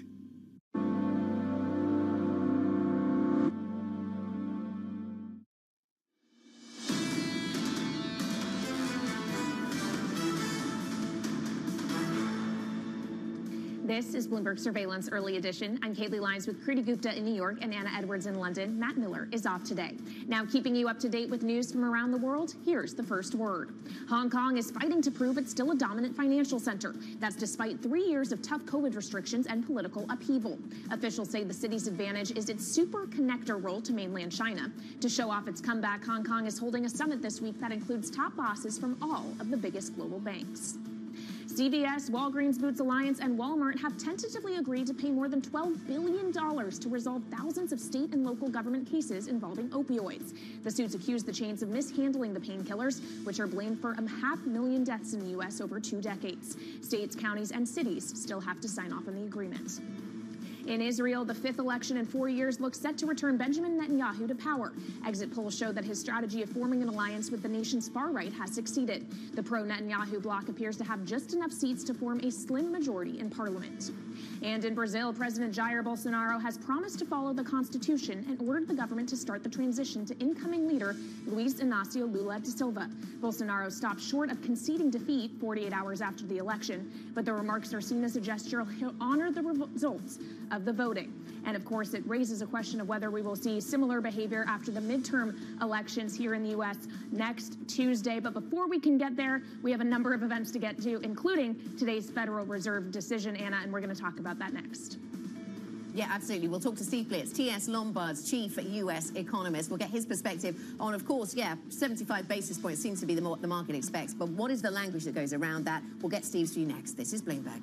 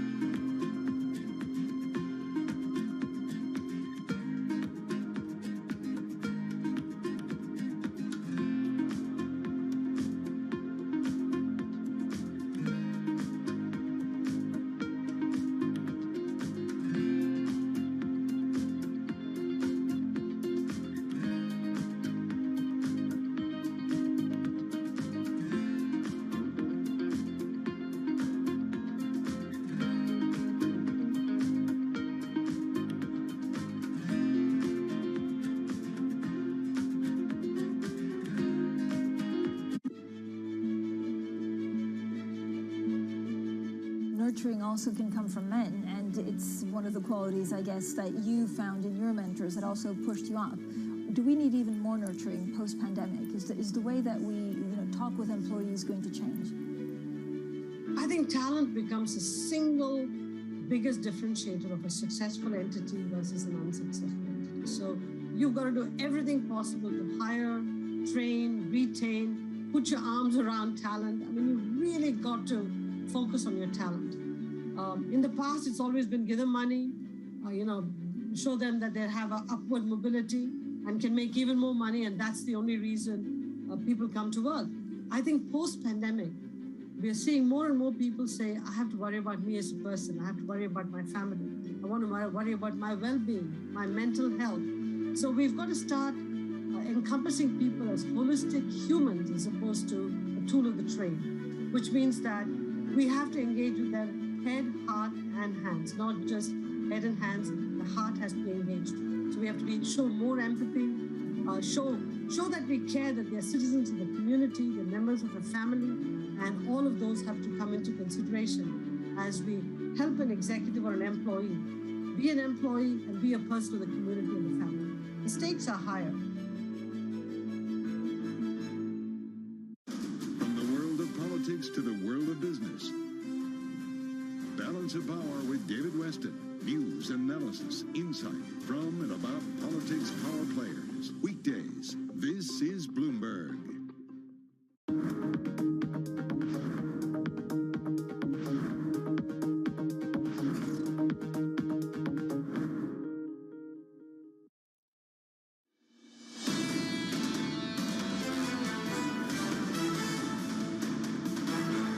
This is Bloomberg Surveillance Early Edition. Here's what you need to know. Decision day at the Fed. Policymakers are set to deliver another supersized interest rate hike. They may also open the door to slowing down the pace of those hikes. The elephant in the room. Global bankers at the Hong Kong Financial Summit are avoiding one major topic, the growing risks of investing in China. And the slump on the high seas. Shipping giant Maersk cuts its forecast for the global container market. I'm Anna Edwards in London with Kaylee Lyons and Chrissy Gupta in New York. Matt Miller is off today. And in terms of the European equity markets, Chrissy, and US futures, last half hour we checked, things were looking sort of range bound, but slightly positive, perhaps more so than you might expect on the cusp of yet another jumbo hike from the Fed. It almost makes us wonder if some of these equity investors know something that perhaps the rest of us don't. You are seeing a little bit of green on the screen, Anna. To your point, when you look at the S&P 500 futures to the tune, well, it was up about 0.3%, now pairing some of those gains, but still kind of a positive inclination. I would argue not really happening much in the bond market, though, still hovering around 403, 404 on the 10-year yield. But the Bloomberg Dollar Index is what's interesting to me because you're seeing a little bit of variation in the futures, but not really in the dollar, which, by the way, in the last couple of days has been taking its cue from what's been going on in the bond market. Interest rate differentials, or the potential of them, I should say, actually driving the dollar today only weaker by about 0.2%, but I think enough to perhaps give the entire commodity complex a little bit of a boost. Remember those China risks, the idea of the Ukrainian grain issues that you're still seeing, all of that is going to create a little bit of a floor under commodity prices right now, and I think that's what you're seeing this morning, up about 0.7% on the Bloomberg Commodity Index, Kaylee. All right, Creedy, well, let's also take a look at some movers because, yes, we are focused on the Fed and macro policy, but it's still earnings season, so there's still some micro stories out there. One of them being Advanced Micro Devices, AMD, the chip maker. It reported results after the bell yesterday, actually gave a really strong forecast compared to some of its competitors. It's benefiting from its shift towards server processors, helping offset some of the weakness in the PC market. So it is up about 4%. And Yum China also topped expectations on profit. Comp sales better than expected as well. So it's up about 12%. But part of that story is just the broader rally we continue to see in U.S.-listed Chinese companies as we contend with the potential, maybe rumored reopening of the economy, abandonment of COVID-0. We've gotten no confirmation of that, and yet it is still leading to a boost for some of these names, including Alibaba, which was up more than 3% yesterday and is up another 3.5% this morning. To the downside, though, Airbnb, weak forecast when it comes to bookings, shift in consumer behavior weighing on the company, so it is down more than 6% before the bell, Anna. Yeah, not only have we got no confirmation of a pivot away from COVID zero policy, Kaylee, but we've had evidence to the contrary with lockdowns around that Foxconn factory in one part of China at least. So, Kaylee, let's have a look at where we are on European equity markets because we still feel the lingering of that Chinese story, as you rightly mentioned, from yesterday. But giving up on earlier gains, and the Stock 600 is now pretty flat, heading towards the Federal Reserve meeting. A lot of interesting components, though, going into the markets today. One of them coming through from AP Møller-Mærsk, the shipping business based in Denmark, a big global player, down by 5.5%. They have a lot of insight into what's going on in the global shipping business, and they've brought down their estimates for global container demand this year. That's been taken negatively by the markets, despite the fact that they've been doing a lot of landside logistics investment and trying to pivot the business in that direction recently. We'll play you some more of our CEO conversation around that shortly. The next share price is up by 1.8%. This is a UK clothing retailer, a bellwether of the UK high street, it's often described as, and they actually managed to meet estimates, and the numbers being well received by the markets. The fact they didn't cut their guidance was something that some analysts pointed to as a positive. And down by 14% on the Aston Martin share price. The luxury car manufacturer, then, Kaylee, still dealing with some of those supply chain issues that we've talked about for so many months now. Yep, supply side issues that continue to plague policymakers around the world because it continues to fuel inflation. That is, of course, something the Federal Reserve is going to try to fight today as it looks set to hike 75 basis points for the 4th consecutive meeting. The question is, what comes after that? Joining us now is Steve Blitz, TS Lombard, chief U.S. economist. So, Steve, coming into this meeting, we all pretty much expect 75 basis points. The question is, do we get confirmation of a step down in the meetings to come? How can Jerome Powell thread that needle, potentially signal that, but not lead to a huge rally in risk assets that eases financial conditions and works against what he's trying to achieve? I don't know. I think that's a very hard thing for him to do, to be honest. So he's going to, at the meeting, he's going to give a simple explanation for what it takes to slow down, and he'll say the same thing, that it's data dependent. You know, the biggest risk that they have of going from 75 to 50 is it precludes them from going from 50 back to 75, say in February. And so that's one of the reasons why the Fed is always reluctant to make that first hike, to make that first, well, you say pivot, that first cut, because they never want to reverse themselves right afterwards. Well, to that point, Steve, we heard Larry Summers, the former U.S. Treasury Secretary, talking about that yesterday, basically saying the bigger risk is that the Fed ultimately turns too soon, they pause too soon. He tweeted that there's a growing chorus that the Fed should pause very soon for fear they will throw the economy into recession, given the lagged response of monetary policy. I believe this advice is badly misguided. How misguided do you believe that is, Steve? I don't often agree with Larry Summers, but in this particular case, I do. I mean, if you look at, see, part of the problem is people looking at things like the drop in container prices. And yeah, you're going back to 2018, 2019 levels. So that's not a recession in terms, or a collapse of demand. It's just an end of a surge. But what you're left with today versus 2018-19 is a fundamental imbalance between the supply and demand of labor for a lot of reasons, which I've discussed here before, and that's not going to abate itself. And that's the underlying inflation that the Fed's really trying to attack. And is that wage inflation. The only way you get around that, unfortunately, from the Fed's perspective, I mean, there are policy answers longer term, but from the Fed's perspective here and now, is to create a higher unemployment rate. And and even in their SEPs, they had 4.5%. So you don't get from 3.5 to 4.5 without a slowdown in the economy. Right, Steve, good to see you here in London. Yes. What do you expect to see in the data then as we go through the months ahead? Because if the Fed wants to step down, if the Fed wants to pivot in some way and stop these jumbo hikes, they'll need some data to sort of pin that on, one assumes. Right. Is that most likely to be a drop in core inflation, some quote-unquote success in increasing the unemployment rate? I mean, what are they going to be able to point to as having changed? Well, I think the main thing they're going to focus on is less the inflation numbers, and they always look at everything through a 3-month moving average, right? But they want to see at least the employment numbers dropping into the 100s as opposed to being over 200. 100,000 is considered neutral. So if they start seeing a 125, 150 kind of number, and they see inflation starting to ebb off, then I think they'll feel a little bit better about where they are. But as much as they've tightened, remember, money is still cheap. right? And people claim about problems about liquidity in the marketplace. What's your benchmark? Is your benchmark for liquidity is zero funds rate and the Fed buying 80 billion a month? That's not really liquidity. I mean, that's not really a normal sense of liquidity. So yeah, so I think it's the employment number on Friday is probably much more important than the CPI number next week. Okay, so we're focused on the job story and whether there's a change in the data there. But we are going to see more tightening this year from the Fed in any calendar year, breaking the records from 1979 and 1980. And I take your point that maybe rates are still historically low. Right. But are you at all concerned that perhaps this is just loading a whole lot of slowdown into the U.S. economy that we just haven't seen yet?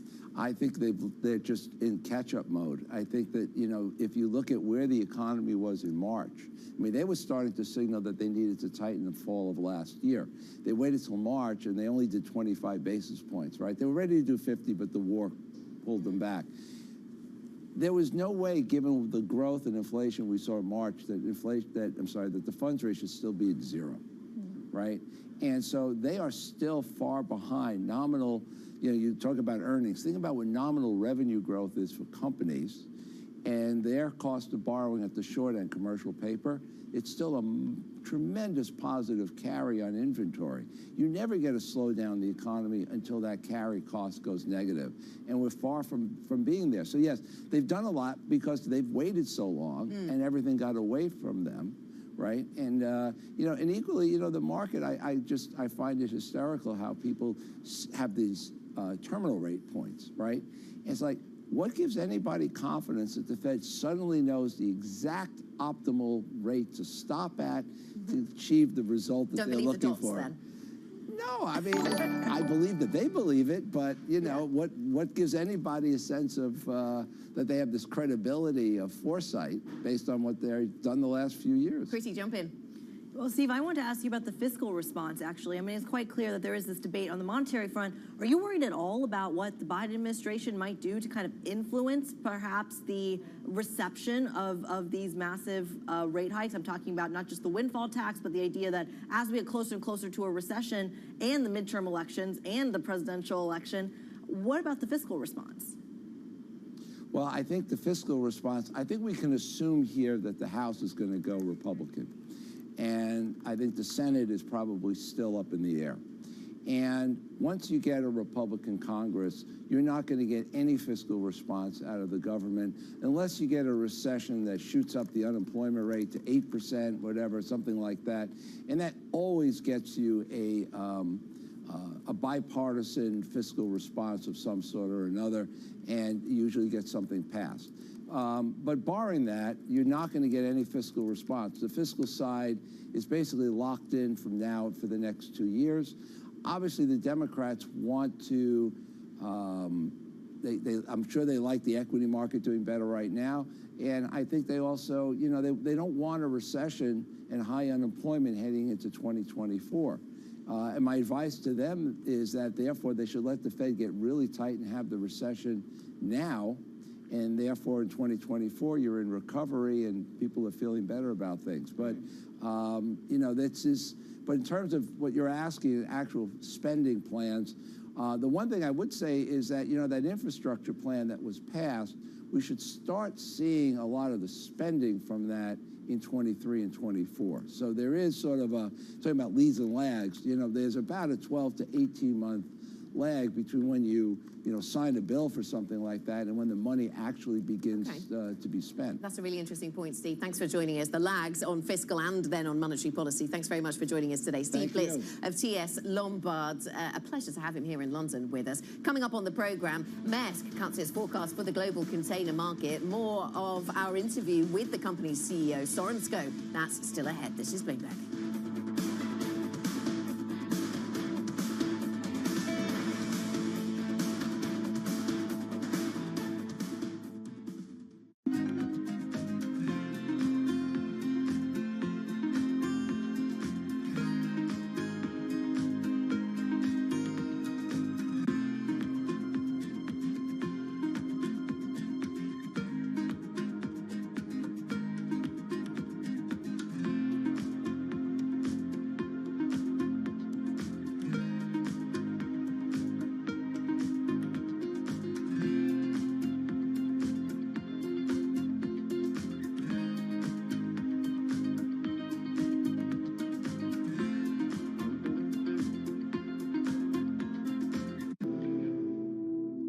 Material samples brought back from objects in space can shed light on billions of years of our solar system's history, including details about the origin of life here on Earth.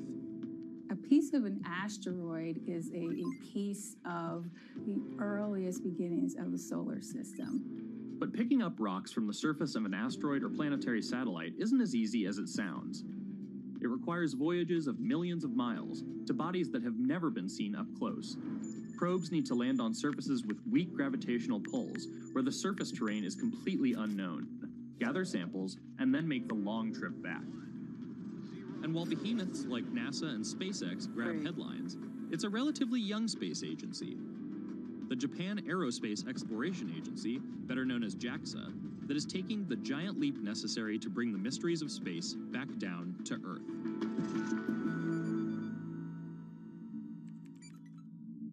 Power, policy, politics. From the White House to the Hill, Bloomberg covers the leaders in legislation. That was really a tectonic shift for this White House. The theory of this bill, as I understand it, is there'll be a multiplier effect. How did Democrats mobilize specifically younger voters? Bringing you the political news you need to know. The president has made it very clear that this is a significant focus. For the intersection of Wall Street and Washington, nobody covers politics like Bloomberg.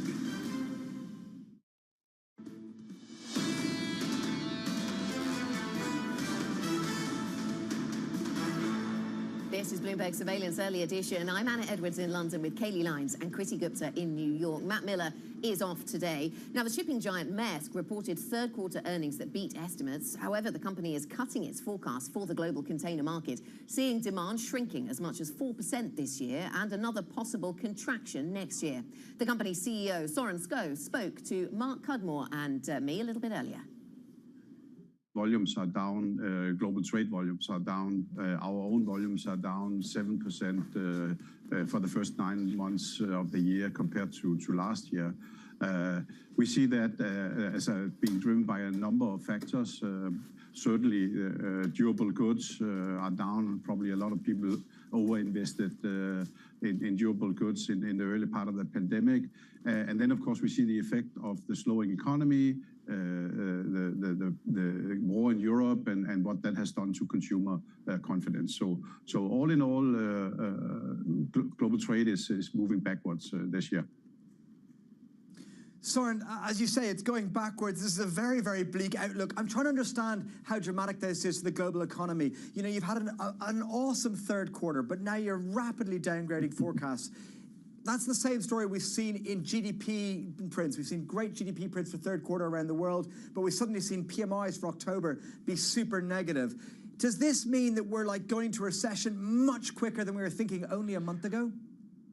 I think part of it is pandemic effects. Many of us bought a new TV and a new couch and a new barbecue during the pandemic because we didn't have anything else to spend our money on, and obviously that will be a few years before we have to do that again. So part of this is front loading, if you will, on goods spending that happened early in the pandemic, and that's impacting negatively now.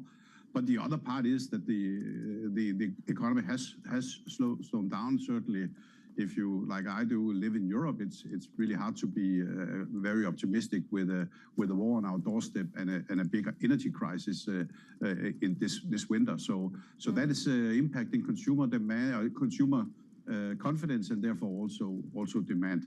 I think it's quite likely that we either are or will soon be in a recession, certainly in Europe, but potentially also in the US.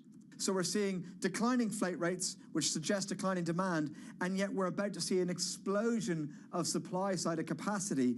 How dramatic is this going to be, this prolonged kind of overcapacity episode? Well, I think it's natural and also good that the freight rates come down from these super elevated levels to something that is more normal. That's clearly better for the economy and for our customers. What matters in container shipping is not really how many ships exist. What matters is how much capacity is being deployed towards the demand that is actually out there. So you know, I usually don't try to predict freight rates, but it's very clear that they are on a downwards trajectory, and we will see where this lands or normalizes. That's the Maersk CEO, Søren Skou, speaking to Mark Cudmore and to me a little bit earlier on. And Chrissy, it's interesting when you try and take macro signals from what we're hearing here at the micro level. Freight rates coming down might sound like a good thing for the global economy, but as he was also pointed out to us many times, operators in this space have spent the last couple of years trying to lock in their deals with the customers that they serve on long-term contracts. So some of those elevated levels of freight rates that you showed earlier on in that chart, they might just linger and therefore apply upward pressure to inflation for a little bit longer. Well, then you have to also ask yourself how much of that is really this kind of macro signal, for lack of a better term. At the same time, remember, some of these freight rates have diverged from commodity rates or commodity prices. Those are two charts that tend to mirror themselves quite closely, and yet you are still seeing freight rates come down, whereas commodity prices continue to stay up at a time when the global environment is also talking about deglobalization. So do freight rates still hold that macro signal, Kaylee? Well, and on the subject of macro signals, the Fed has to look at all of them. It is Fed Day, so coming up, we're going to talk more about that and the broad consensus of a 75 basis point hike and question mark of what comes after that. We'll be live in Washington next. This is Bloomberg.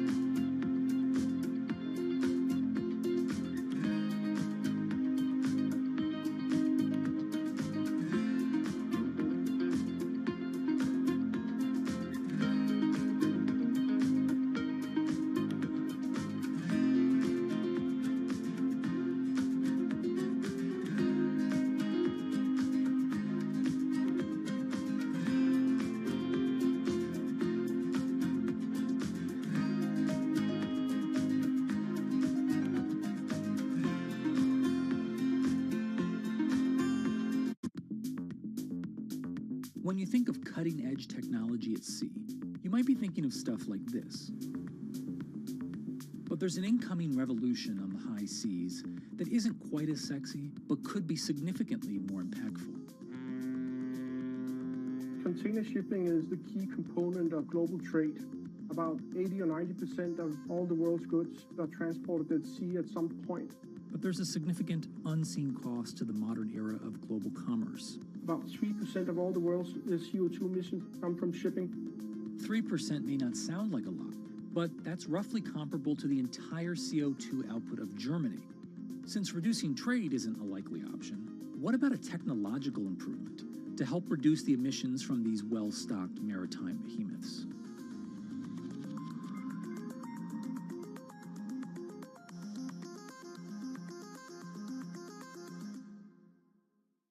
Today's CFOs are reshaping the C-suite, positioning companies to meet the next generation of challenges, breaking out of traditional roles to become chief future officers. Duke Energy has an ambitious plan to transition to clean energy, and new CFO Brian Savoy is ready to lead the charge. We're going to invest $145 billion over a decade. There's a lot going on, but I wouldn't have it any other way. Watch Chief Future Officer today on Bloomberg. This is a market that over the past few weeks has made it clear it wants to go higher. It got a little spooked by the idea that geopolitical tensions are rising.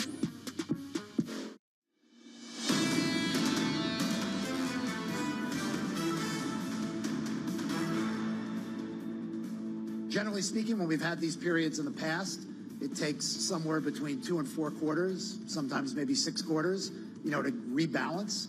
I think we're going through that rebalancing period. I think there's still a significant amount of uncertainty, but as we get into 2023 and we start to have a clear understanding of the trajectory of capital markets. The world, however, is 3 parts. Whilst I think we agree the US is relatively attractive on a comparative basis, I think Europe has very big issues. China is, whilst we're all very pro-China, and like Vice Chairman Fang said, we're not reading the American press. We actually buy the story, but it is a bit waiting for zero COVID to open up in China and to see what will happen. That was the chairman of UBS and the CEO of Goldman Sachs speaking at the Global Financial Leaders Investment Summit in Hong Kong.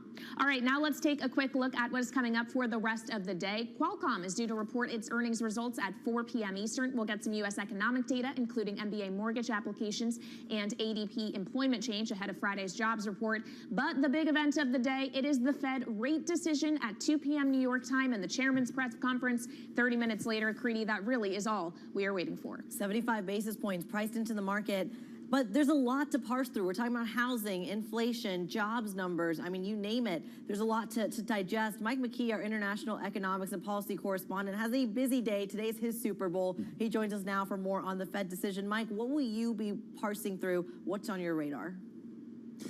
Well, Creedy, the November meeting today is basically about the December meeting. What are they going to say they're going to do next? We've already locked in a 75 basis point move for today. The markets have priced that in, as you've been talking about. And there are no new dots or forecasts at this meeting. That comes in December. So what is it they're going to do in December? Are they going to step down to maybe a 50 basis point move? Remember, 50 basis points is a lot. 75 is very, very large. And they've done 3 in a row. This will be the 4th in a row. So they could easily step down and not have too much of an effect on the economy. The question is, what do the markets think about that? And what the markets want to know is how high will rates go and how fast are they going to go? The statement is probably not going to say anything other than we will continue raising rates. But Jay Powell has a news conference, and you can see here kind of what the important question is. If he sounds too dovish, then we see financial conditions start to get looser because markets are going to rally. The Fed doesn't want that to happen. Yeah, absolutely. So he'll certainly be mindful of the impact of his words on financial conditions, Mike. I mean, how are you looking at the question of whether we are going to see signals around a step down or a pivot? Because I thought a lot of the conversation over the summer was all about how forward guidance for central banks globally was sort of a thing of the past and they wanted to be data-driven. How do we deal with that? But then the market's expectations, the market's desire for some kind of commitment. The Fed is going to just have to ignore that market desire, and I think Jay Powell is going to come out today and say we're going to continue raising interest rates, and the rate at which we do so and how high we go is going to depend on the performance of the economy. Then we'll have a number of economic indicators, 2 CPI reports before the next Fed meeting, 2 jobs reports before the next Fed meeting, and the markets will then find a new price based on what they think the economy is doing at the time, as will the Fed. Mike, thanks very much. Bloomberg's Michael McKee joining us there live from Washington. He'll, of course, help lead our Fed coverage from there. We'll have plenty more on the Fed decision later on today. And Chrissy, interesting to see what happens in FX markets. Of course, strong dollar has been something of a feature of 2022, much to the desperation of many emerging markets and other developed markets, actually. Well, what's interesting is that we've been talking about a kind of 5% peak terminal rate kind of stalling out, and that perhaps giving a bull case to the equity market also creates a bear case for the dollar, Kaylee. And I think this is such a crucial point about what the ripple effects are. We might actually see that today upon the decision. Yeah, it's a question of if we have seen peak dollar strength, if we have seen peak hawkishness. I guess we will find out an answer to that later today, Anna. It's not so much about the actual decision itself. It's about the language and the tone coming from Chairman Powell. Yeah, and how much of the market response lasts through the jobs report. That comes thick and fast, of course, just 2 days later. We'll have that for you on Friday. That is it for Early Edition. Surveillance is up next. Tom, John and Lisa are making their way to their chairs for that program. They'll have plenty more in the build-up to the Fed and analysis of the Fed later. This is Bloomberg.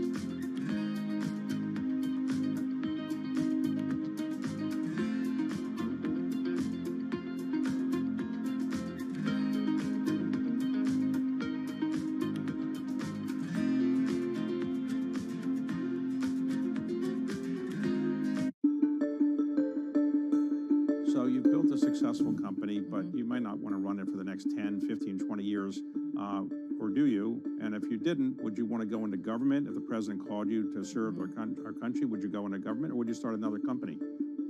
I love what I do.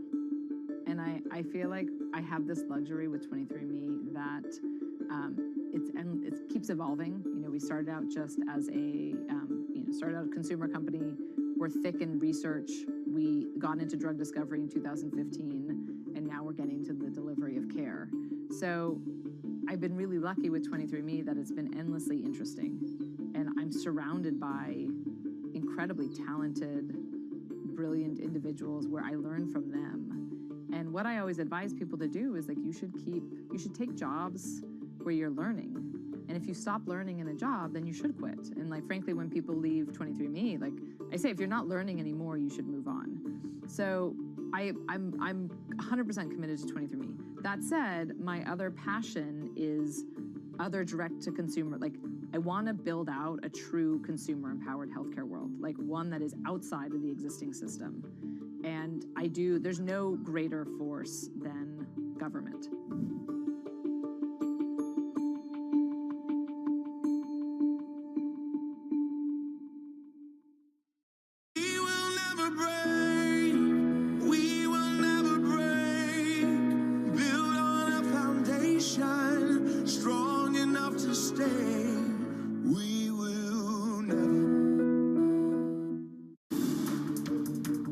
Every Friday with 30 minutes dedicated to fixed income, I'm Jonathan Ferro. This is Bloomberg Real Yield.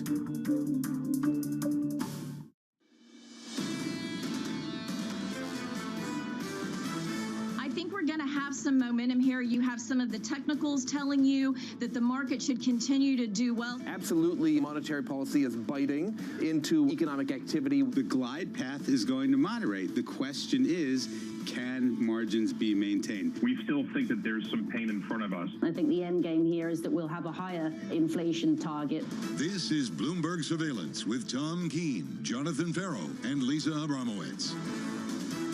It is Fed Day, live from New York City for our audience worldwide. Good morning, good morning.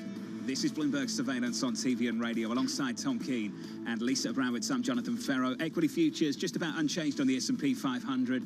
TK, its operations stepped down in the minds of many. I don't buy it. I don't buy it for a minute. We're going to talk. Richard Clarida will join us here on the 1 o'clock hour today on the Fed show, the former vice chairman. And John, to me, looking back 3 meetings, July 27, September 21, November 2nd, there is nothing transitory going on today. Starting to see some pain, though, Tom. Starting to see it in the data a little bit. Starting to see it in the earnings just a little bit. But largely globally, you see that in the Maersk outlook, I think, cutting their global demand forecast. What you don't see it in a big way is maybe in the US data. I was looking at JOLTS yesterday. This market flipped on job openings in America yesterday. And Lisa, they moved in the other direction.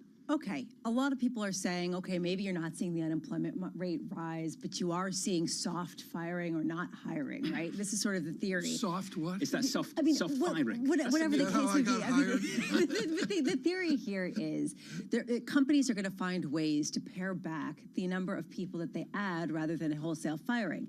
That was thrown out yesterday, with the job openings actually increasing. They were expected to keep coming down from historic levels. What does this mean about the appetite and the resilience of business activity at a time which should be slowing? That's the chart banner. Bring up the banner on radio. This is transitory nominal GDP. This is what John Farrell watches here, and this is the animal spirit of the United States. Come on, John. 11% down to 10%, down to 9%. We have a long way to go where someone like Richard Clarida or Mohammed Al-Arian say, hey, that's on the edge of normal. We're way away from that. Sure, but we've started to see little signs of it in the ISM and manufacturing and yesterday. It's a slowdown. What'd you call it? New orders starting to come in again. I think another sign of contraction on new orders. Prices paid really started to come lower, and we're just about at that line in and around 50. You get a break of that in the next couple of months, I think we'll have a different conversation. The problem is that all of the industries are facing slightly different outlooks. You point to Maersk talking about a 2 to 4% decline in total shipping activity because just the transatlantic, the international trade picture is dimming. How much does that really represent what's going on domestically, where people are still going out, they're still traveling, they're still gambling, they're still flying planes, and you have the likes of JetBlue's CEO coming out and saying they're not seeing any cracks in consumer demand whatsoever. Do you have any idea who Chart Banner is? That is a human. That is a human being. That's a human being. Yes. Okay. And that's He's Chart Banner. He's British. He's from He's Cornwall. British, and you call him It's Chart Cornwall. Banner. No, that's his mother's name was Chart, and his father's name was Banner. That's a double-barreled name. Yeah, it's like what do you call that? Double-barreled. A double-barreled name. They do that in Britain, I'm told. And you know, he was. Then he's he's like Cher. He's so large he doesn't have a first name. I'm not convinced of this He's at all. offending the person in the control room who's a very talented human being, and all Brits, because that's essentially what you guys do. Chart Banner and I. Two names. Chart Banner and I watched 3 seasons of Poldark, front to end. That's how You Cornwall were a big fan of is. Poldark, weren't you? Well, it's very Cornwall. Yeah. Like, Chart Banner turned me on to it. Talk about that later. Okay. Equities look like this going into the Fed decision. I have to tell you, on the S&P 500, the day before the Fed last met, the S&P 500, Tom, guess where it was? Guess where? I was going to look and I Close to didn't. Sorry. 58.56. Guess where it closed yesterday? Yeah. 38.56 rather. Yeah. So basically, no change whatsoever on the S&P 500. And I didn't do equities because of that. But, the VIX 26.14, you see the same thing there. What I would look at is the real yield over the last 3 meetings. The real yield has done what Jay Powell wants. It's come in, and that's fine, and we'll see where we are in December. To me, all this meeting is about is December and into January. The yield's essentially unchanged as well on a 10-year, just north of 4%, 4.04%. Euro dollar, slightly weaker dollar here, stronger euro. Bramo euro dollar 99.08 with positive about 1/3 of 1%. To your point, the lack of change in and of itself is really telling, because we have not seen a material tightening in financial conditions, even as the Fed tries to get that to happen. So how does the Fed really signal? They want to see a further tightening. They want to see stocks going down. They want to see bond yields stay up. They want to see that ongoing pressure on the global economy. 8:15 a.m., we get ADP employment data today. I'm not going to extrapolate what it means for Friday's jobs report, because the correlation is actually getting less tight as a result of some of their new methodology. It will be interesting, though, following yesterday's JOLTS data, the fact that we actually saw an increase, an unexpected increase in the number of openings that employers were offering, were advertising, really signals a lack of tightness, a lack of loosening, in the labor market at a time when that's really what the Fed would like to see. Today, we do get the FOMC rate decision at 2 p.m., followed by Fed Chair Jay Powell, who will be speaking at 2:30 p.m. We are going to be doing a Fed special, a Fed Decides program here. Bloomberg Surveillance always brings that to you on Fed days.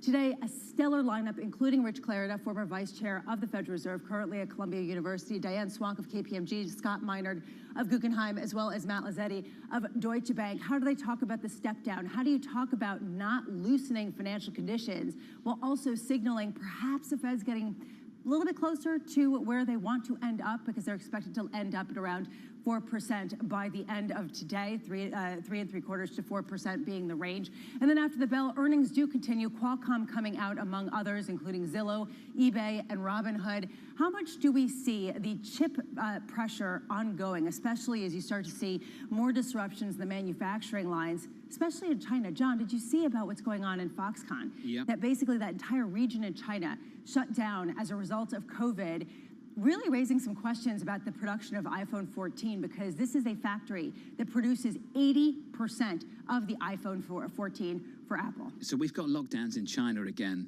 but Tom, there's this rumor going around that there is this committee being formed to assess whether we should drop COVID zero.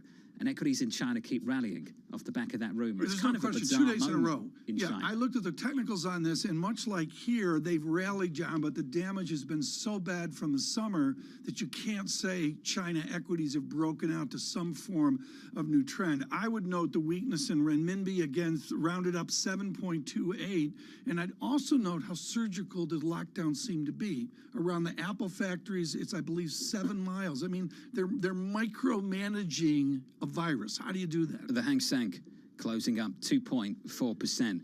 The Fed decision just around the corner. Ron Temple joins us now, the co-head of multi-asset and head of U.S. equity at Lazard Asset Management. Ron, first to you on the December meeting, not the November meeting. What clues are you looking for in that news conference? Well, I think signaling a pivot in today's meeting would be monetary policy malpractice. I mean, I agree with what Tom was saying earlier. Today is not the day to send signals. I think December 14th is when the Fed would have enough data to give a preliminary view on 2023 monetary policy. And the reason I say that is between now and then, you've got 2 more inflation reports, you've got 2 more jobs reports, a lot more data for the Fed to chew on to see if the tightening conditions is actually having the effect that they would like it to have on the economy. Ron, I heard yesterday my team briefed me on your appearance here, and the first thing I said was, Ron Temple's on, we've got to ask about revenues. Nominal GDP, 10%, 9%, where we are now, maybe we go to 8%, 7%. Do you assume revenues come down of equities as we get the economy in a direction Jay Powell likes? Yeah, you have to assume as nominal GDP growth decelerates, you're going to see revenue growth decelerate with that.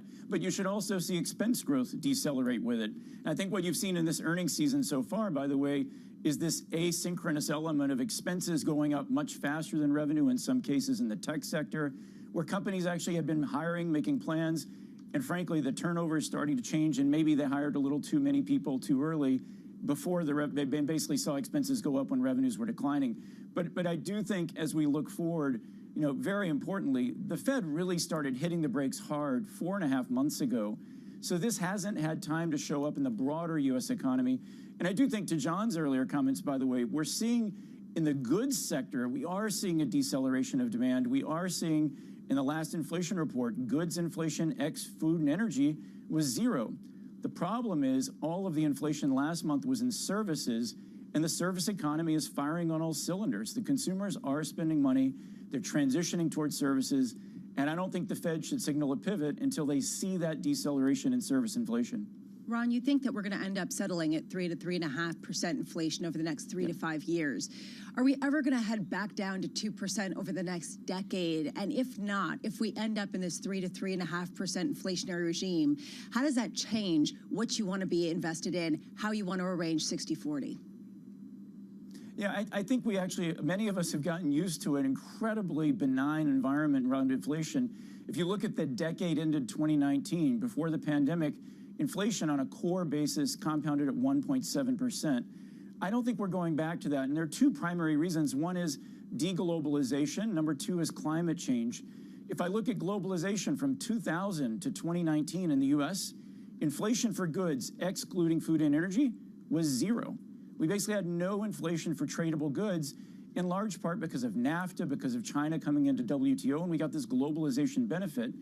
I don't think we're necessarily moving those jobs back to the U.S., but I think that kind of globalization dividend is behind us. So I think that's one piece. And the second is we're going to spend trillions of dollars on climate change over the next decades. We're going to have more climate volatility that causes volatility in food prices, difficulties in transportation supply networks. That's all going to require more redundancy. So if you put all that together from an asset allocation perspective, 3 to 3.5% inflation means lower multiples on equities. It means we're going to have sustained higher bond yields, probably means higher spreads on credit. And I think it's also a tougher environment for private equity, which relies on a lot of leverage. I don't think private equity will be a bad investment. I just think the manager selection will be a lot more important. And last but not least, it's probably an environment with a lot more dispersion, should be good for more hedge fund-oriented investments. And also in a higher inflation environment, you should expect infrastructure assets and other real assets to do quite well. It's a big game changer. Ron, thank you, sir. Ron Temple of Lazard Asset Management.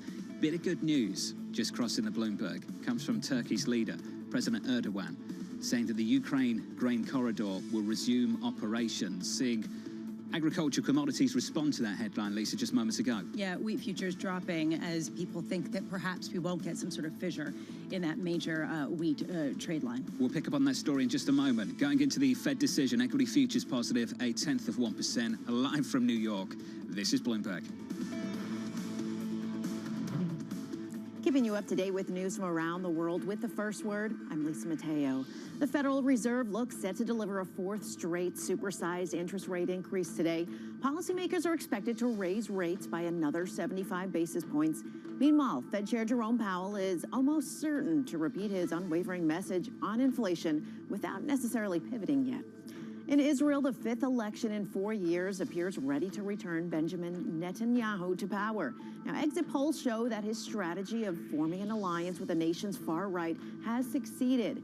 The pro-Netanyahu bloc appears to have just enough seats to form a slim majority in parliament.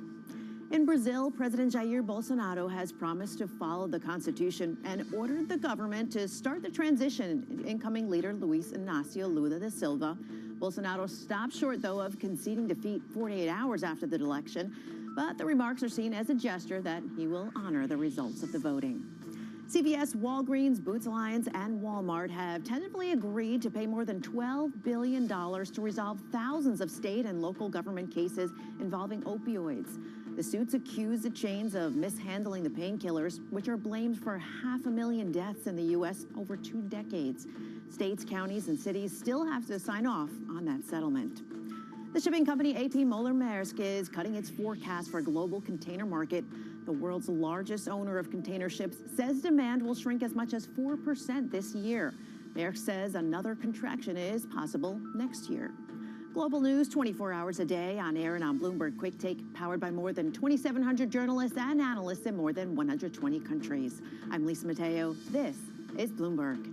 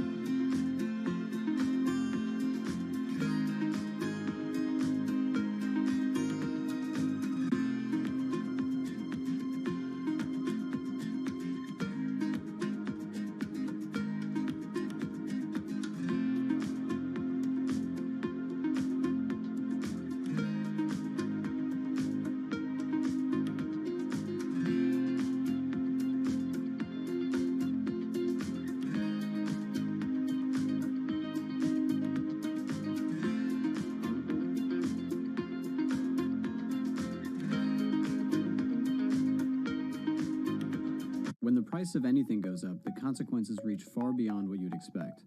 But perhaps most of all, when it comes to food. In 2010, surging food prices helped spark the Arab Spring. Lives were lost, regimes fell, and the consequences are still with us. Once again, food prices are rising, and fast. Energy costs, broken supply chains, and surging demand were just some of the factors that have driven food prices to their first record high since the Arab Spring.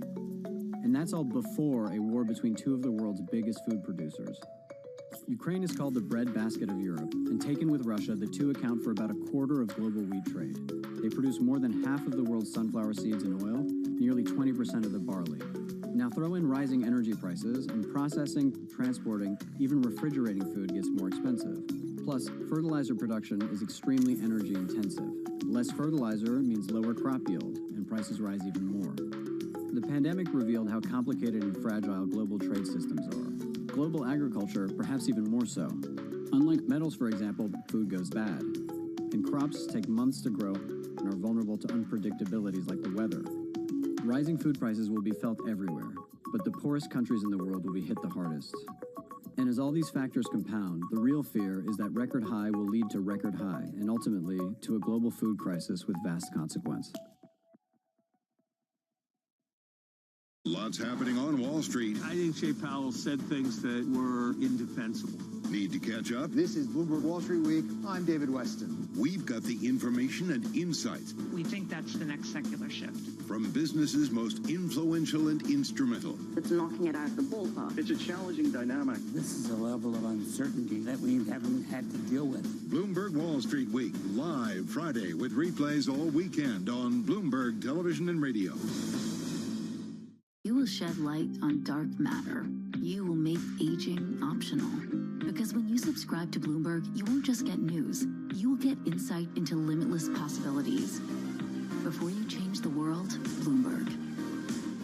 The markets are preparing to close, but the day is not over yet. Stock that is now up about 45%. A lot of volatility right now. You need the power of the Bloomberg terminal to get you market-moving data before anyone else. These numbers are much higher than expected. Upgraded today to overweight. You need top analysts to bring you exclusive global insight into cross-asset markets. The muni bond market. China is a really big focus. Bitcoin ain't playing along today. It's going to be short-term. Bloomberg Markets, The Close. Weekdays on Bloomberg.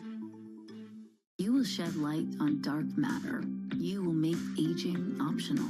Because when you subscribe to Bloomberg, you won't just get news. You will get insight into limitless possibilities. Before you change the world, Bloomberg. markets expect another rate hike. Investors obviously skittish. What the Fed do on November 2nd is key to everything. But where will the Fed go from there? No sign it is ready to stop tightening. Everybody talking about a step down. They're going to wimp out and they're going to blink. Trust Bloomberg for the fastest coverage and exclusive analysis. Do we want this Fed to force a recession? The Fed's going to torpedo momentum. In markets like this, everyone's a long-term investor. Bloomberg Surveillance. The Fed decides. Today on Bloomberg, your global business authority.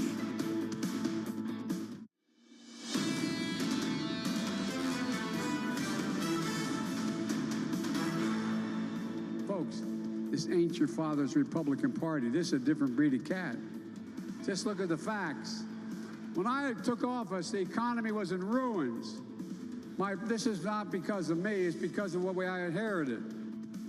President Biden there on the campaign trail, live from New York City on this Fed decision day. Here's the market for you. Equity futures up 1/10% on the S&P 500. Markets shaping up as follows, not doing much as you might expect. Yields higher by a little bit, 4.0484% on a 10-year in the FX market. Slightly stronger euro, 99.03, up 1/4%. I think a little bit later we get the ADP report, don't we, Bramo? I think you mentioned the data, yeah. Yeah, does We're it going to matter? ignore that? That's what I was thinking.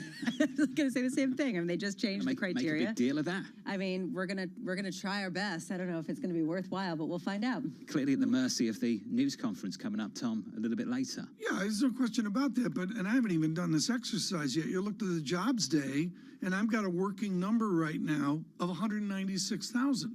That's still a buoyant statistic. Was that the president there blaming the former administration for the state of the economy that he inherited and didn't mention the pandemic? Yeah, well, small detail. Sure. You know, maybe that'll pass through. Amory Horton briefs us now from Bloomberg, Washington, a correspondent here on a political season. And Amory, I want you to speak to our international audience right now. The Republicans are supposed to win. It's a midterm election. What is the character, the quality of the panic of Democrats? Well, the panic right now within the Democratic Party, and there's a lot of conversations going on about their messaging, how really in the summer they focused a lot of their messaging following the Roe v. Wade decision, and they were really going to focus, and they were also able to campaign making money and donations on and fundraising on abortion rights. But then obviously when you came into the fall, they started to realize that that wasn't exactly sticking. So they are pivoting and having a message towards the economy, but they're just not able to nail it in a concise way, the way the Republicans have over the course of not just the election campaign, but really over the course of the Biden administration. The Republicans have constantly said, are you paying too much for groceries, for rent, for energy, and do you feel safer? But right now, Tom, one thing we should know for the midterms, yes, the House and the Cook Political Report has raised the projections for Republicans to take the House and take more seats. But the Senate, many are still unsure of how that is going to shake out. Where's the vice president? She is in her office, I imagine, this morning, but she will be later today visiting Massachusetts, and they have a push this morning, the administration, about energy and heating pumps in your home to try Anne-Marie, we're like X number of days from an election. Why are we worried about heating pumps? Because they're incredibly worried about higher energy prices this winter, especially in the Northeast. We already see inventories are incredibly low when it comes to some types of fuels in some areas of the Northeast, and that could mean a big spike in prices, not just gasoline, but home heating prices, which is why they're going to be talking about this initiative today. Have you ever watched Veep, Tom? No, I have not. You should watch it. I hear it's great. People have said that. You should watch it. The vice president always seems to get the questionable gigs. Should we put it that way? Yeah. You know, go and talk about piping and stuff for heating. Anne-Marie, I'm much more interested in the day after the midterms. I think most people are as well. And whether this president turns around and really commits to running again for a second term. Are you expecting that to happen soon after?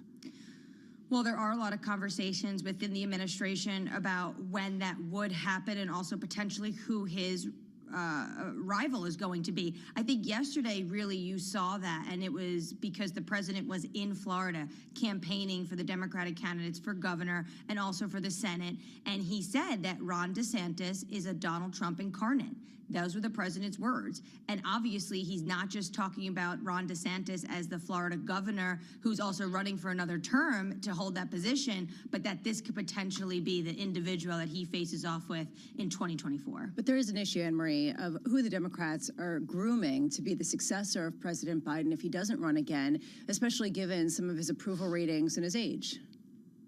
That's right. The president will be 80 this month. He's celebrating a birthday this month, and he turns 80. So there's lots of questions from Democrats. A lot of them have been vocalized in the public about that there potentially needs to be new leadership within the party. The big question I hear from a lot of people, though, is what's the bench? Who is on the bench? Obviously, the vice president, Kamala Harris. Many were hoping that she would take the helm, and others are a little bit unsure of that. So there is a question of who would take on that role. But if the former president, Donald Trump, who in the Republican polls is #1, if he does run again, there's a very much likely chance that Biden will run against him again because he thinks he's the only person who could beat him. MH, thank you. Dan in Washington, we'll catch up with you a little bit later. Just getting confirmation from the Russian side about the resumption of that Black Sea grain deal. Getting that confirmation just moments ago from TASS citing the Russian Defense Ministry on the grain deal. So that resumption looks like it's going ahead. Ramo, we talked about it earlier in the week together, that there was a real risk here that things might go in the other direction. And let's face it, that is good news in the last 5 or 10 minutes. It's tremendous news at a time when there's food security problems and there's real concerns around the world of what could happen if you start to get some of the main supplies of wheat disrupted. How much does this really indicate that Russia's going to take this off the table in terms of not providing a safe corridor or providing a safe corridor for wheat versus just simply a temporary reprieve? Tom, you would hope we don't have to deal with this particular issue again. Well, it's there and it's across the Mediterranean. I would look to Tunisia first, which is where the Arab Spring started, and I'd bring it right over to the challenges El-Sisi has in Egypt. The Egyptian currency, folks, on the Bloomberg terminal, USD EGP is the Egyptian pound. And with the devaluation, John, it's 20 out to 24. So I believe that's a 20% devaluation. Have you been following that currency pair recently? I'm on it every day, yeah. Are you? Yeah. But you know, we're making jokes about it, but I'm sorry, it's a fixed price in Egypt and their economy is teetering. It's an IMF issue as well. There's many others, many more Egypts out there. You need to watch Veep, Tom. You should watch that. I'll get on that. I'll get on that. Have you seen that before? No, I haven't. It's, you know, often it feels like an episode of that sometimes. You should, and then you'll know what I'm talking about. Is there a vice president in England? Yeah, of course. We have a presidential system. No, but yeah, is there a like vice a president. vice prime minister? Seriously. We haven't talked about it before. Is there a vice prime minister? There is a deputy prime minister. A deputy prime minister. Yeah, and a vice president. Not very visible though, right? No. We hide them. We hide the vice president and the president in the UK. No, but the Evidently deputy prime minister. Seriously. Ramo, that was good. Well, thanks. I try. Really I will just say, when you said this about Veep, I was thinking about, being a rookie journalist and being sent out to cover, the Gopher Park or something. Sure, exactly. And it sort of feels a little like that, which, it's Although I've heard those stories about what happened when you did get sent to do those things. Oh, it was so much fun. You took them very seriously. Very seriously. Those are really primo. And perhaps went a little bit too deep into them. Yeah, we don't have to get into that. Let me tell you about the donut shop around the corner. Oh, God, I've got things to say. 100%. Morgan Stanley and Seth Carpenter coming up shortly. This is Bloomberg.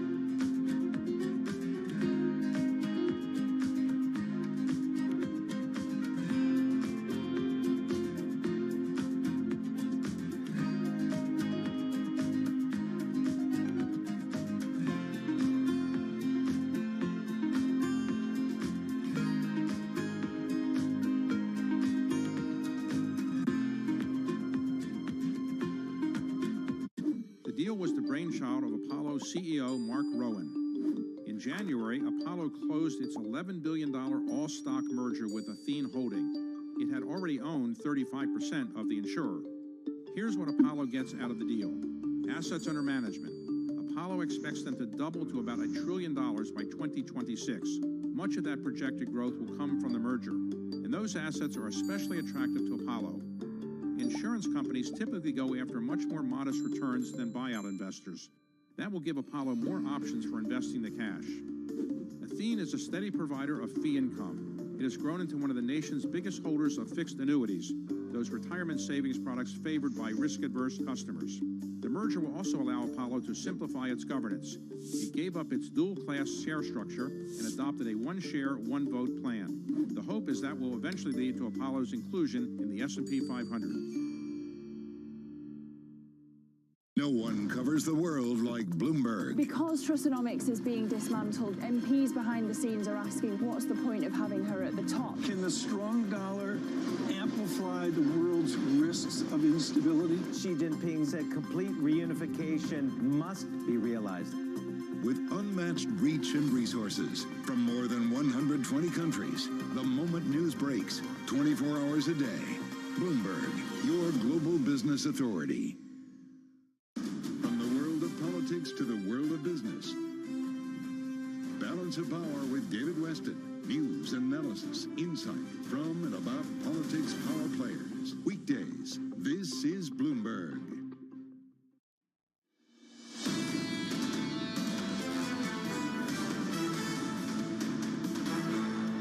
The Fed decision coming up a little bit later this afternoon. Going into that, this is how we shape up in the equity market on the S&P 500 and beyond. Futures basically unchanged on the S&P. Up a little bit on the NASDAQ 100, advancing 0.2%. Basically dead flat on the S&P since this Fed last met. In the bond market, 2s, 10s and 30s look like this. Your 10-year, your 2-year, about 50 basis points higher just before the Fed last decided interest rates. Your 2-year right now, 451.78, around about 10 basis points lower than the high a few Fridays ago. On a 10-year, just north of 4%, 4.0422% on a 10-year at the moment. If you want some price action, it's in the commodity market. Wheat rolling over aggressively. We got this headline in the last 10, 15 minutes or so, Lisa. The Ukraine grain corridor to resume operations, according to Turkey's leader, President Erdogan. It's a big move. And taking out a lot of the gains that you saw over the past couple of days, and this comes after a lot of fears that you could get a massive disruption to one of the main food corridors in the world. How much does this really mean some sort of softening in Russia's stance versus a temporary reprieve? Well, Tom talked about the potential political fallout from this, Tom, the consequences if we do have the kind of crisis we're trying to avoid here.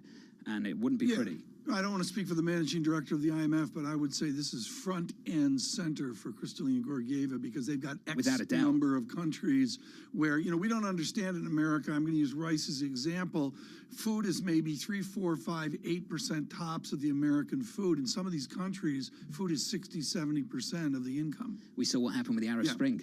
Well, that's starting in Tunisia, and of course, Tunisia's got its own problems as well. Let us continue with our Fed look. We do this with Seth Carpenter, Chief Global Economist at Morgan Stanley, and what is important to know is upon teaching at William & Mary, he was 5 days a week at Paul's Deli, so we're thrilled that he could join us. Seth Carpenter, forget about the fancy people you talked to at Morgan Stanley. What does this Fed meeting and the 4 Fed meetings afterward, meeting for the troops that walk into Paul's Deli in Williamsburg. What does this meeting mean for the people away from Wall Street?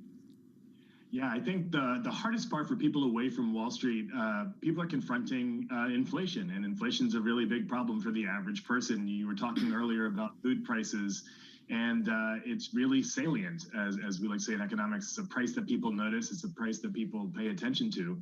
And so what the next several meetings are going to mean is, you know, will the Fed do enough to bring inflation down over the next few years? Because remember, that's their plan, is to have it take 3 years or so for inflation to come back down to the target. Or are they going to do so much that they end up pushing the economy into recession? And I think that's kind of the double bind, if you will, for the average people there who are stuck between needing to keep their jobs on the one hand, but seeing inflation eat away at their purchasing power. Let's move from freshwater economics down to Georgia. I think of the great Richard Timberlake and all. And the fact is, his gospel was a Fed is in every way ex post. Can a Fed actually get out in front of an inflation vector that they presume to see? Is that a delusion, or can that be possible? I definitely think it's possible, but it's going to take a bit of luck, right? So what are they trying to do? They're trying to slow the economy a lot, but not so much that it goes into recession. It's going to take some luck. It's going to take what Chair Powell keeps referring to as being nimble, which is to say they're going to have to read the data and ask, are things slowing down enough that we can sit back at this point and just leave interest rates high and let things glide? I think it's possible. I don't know that anyone wants to think of it as a certainty at all. A single mandate central bank. The reason I use that phrase, Seth, is because Senator Warren and friends wrote a letter to Chairman Powell to close out October going into this decision. And she had a series of questions in there off the back of a series of statements from current Fed officials and former Fed officials as well. Would you describe this central bank as a single mandate central bank at the moment, Seth? And how do you think the chairman's going to deal with these questions in the news conference? Yeah, so I don't think so. It's not a single mandate central bank at all. I think Chair Powell has been trying to walk a very fine balancing act by pointing out that if you want full employment over the long term and you want to have inflation that's stable, you kind of have to slow the economy down now to put it back on a more sustainable track. So I really do think the Fed is trying to balance both of its mandates. Their last set of projections, like I alluded to before, have them bringing down inflation not next year. This is not 1979 that they're trying to recreate. They're trying to bring inflation down over 3 years, and by doing it over such a long period of time, try to insulate to the extent possible the real side of the economy. This is a very difficult communication strategy to try to execute right now, especially given that Bernie Sanders and Elizabeth Warren are just the tip of the iceberg of Congress members who are getting very concerned about essentially torpedoing the U.S. economy to bring down inflation, as a lot of people say is what's necessary. Given your 15 years at the Federal Reserve, how are some of these criticisms being received? How are they being addressed in the communication strategy, if not the actions of the Fed? I think the criticism is being taken very seriously, and of all the news reports that you see coming out of Washington, Chair Powell is a regular feature on Capitol Hill, spending a lot of time talking to members of the Congress. As much criticism as you hear about what's going to happen with jobs, you hear plenty of concern as well, plenty of criticism about inflation being too high. In fact, at a time of political divisiveness, I would say anti-inflation sentiment is pretty bipartisan. I think the real challenge is finding out what is the least painful way of addressing inflation right now. Seth, do you have a sense of just how much pain would be required, and how has your view evolved as we get data point after data point that shows ongoing resilience despite the fact that we're close to 4% Fed funds rates after today? Yeah, so very hard to be certain about how much pain is necessary. I think there's no two ways about it. Job growth, we saw the last jobs report at 236,000 or so. We're going to get another jobs report on Friday. I think jobs have to come down much slower than what we've been seeing over the past year or so for there to be a reduction in aggregate demand. And it's true, inflation has been just much more stubborn, much more resilient than I think we would have been expecting a year ago. Dr. Carpenter, we at Surveillance are doing a scientific study to see how many of our guests, what percentage, have the copy of Ben S. Bernanke behind them when they're on air, all 624 pages. You're a trophy winner like many of our other guests. Who's the Ben Bernanke helping the Wall Street guy, Jerome Powell? Is Lael Brainerd the Ben Bernanke for Jerome Powell? That's a great question. And since you bring Ben up, just another congratulations to him for the Nobel Prize. Very well deserved. I have the honor to have had him as my dissertation advisor in graduate school. I think the reality is when you're chair of the Fed, you basically have your pick of everyone. Anyone would be willing to talk to the chair of the Fed. The challenging thing for Jerome Powell right now is to try to synthesize all of the advice that he's getting from all corners. So yes, Lael Brainerd is there. She's vice chair of the Fed. She is a very experienced policymaker. Her advice is almost surely invaluable to Chair Powell.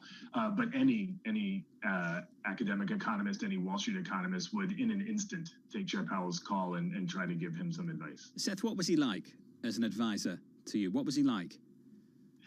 fantastic. He's just amazingly humble. While it's an amazing combination of being humble and brilliant at the same time. I'd give him chapters of my dissertation, and literally the next day he'd come back to me with comments and be willing to be completely generous with his time. A great man. He didn't shred them, Tom. Didn't shred the chapters of the thesis. No, Seth, that's good. Seth, wonderful to catch up with you. You are humble and brilliant too. Seth Carpenter there of Morgan Stanley. Thank you, buddy. Appreciate it. I think there's a lot of people on that Federal Reserve who believe, and Chairman Powell said it, these are his words, a failure to restore price stability would mean far greater pain. That's something they're going to have to do a better job of communicating in this news conference, given the political pushback of the last month or so. We will, of course, ask Dr. Clarida about single mandate, dual mandate, and Steve Roach would say there's actually 3 mandates, which is part of this asset bubble that they invented. But the idea for me is ex post, ex ante. I see no evidence that they can, quote unquote, get out front of the debate. It's a parlor game for us, but they are slaves to those reports to the December meeting. I'd love a fresh assessment on the balance of risks. And just a simple question. The last time they met in the minutes, there was a group of individuals, officials, Lisa, who believe that the risk of doing too little is greater than the risk of doing too much. I wonder whether that's changed much between the last meeting and this one. Well, and we've heard around the margins, even Lael Brainerd give nod to perhaps this other view, which Senator Warren and Bernie Sanders actually highlighted in their letter, basically saying even on the Federal Reserve itself, there is dissent. How do they represent that, though, without leading the market away from them, right? And this is sort of the one major issue that the Fed has. How do they continue to signal that they are a single mandate Federal Reserve, even as they are not longer term, and they have to cater to that political will? I won't question the motive behind the letter. Let's just talk about the substance and the content. Okay.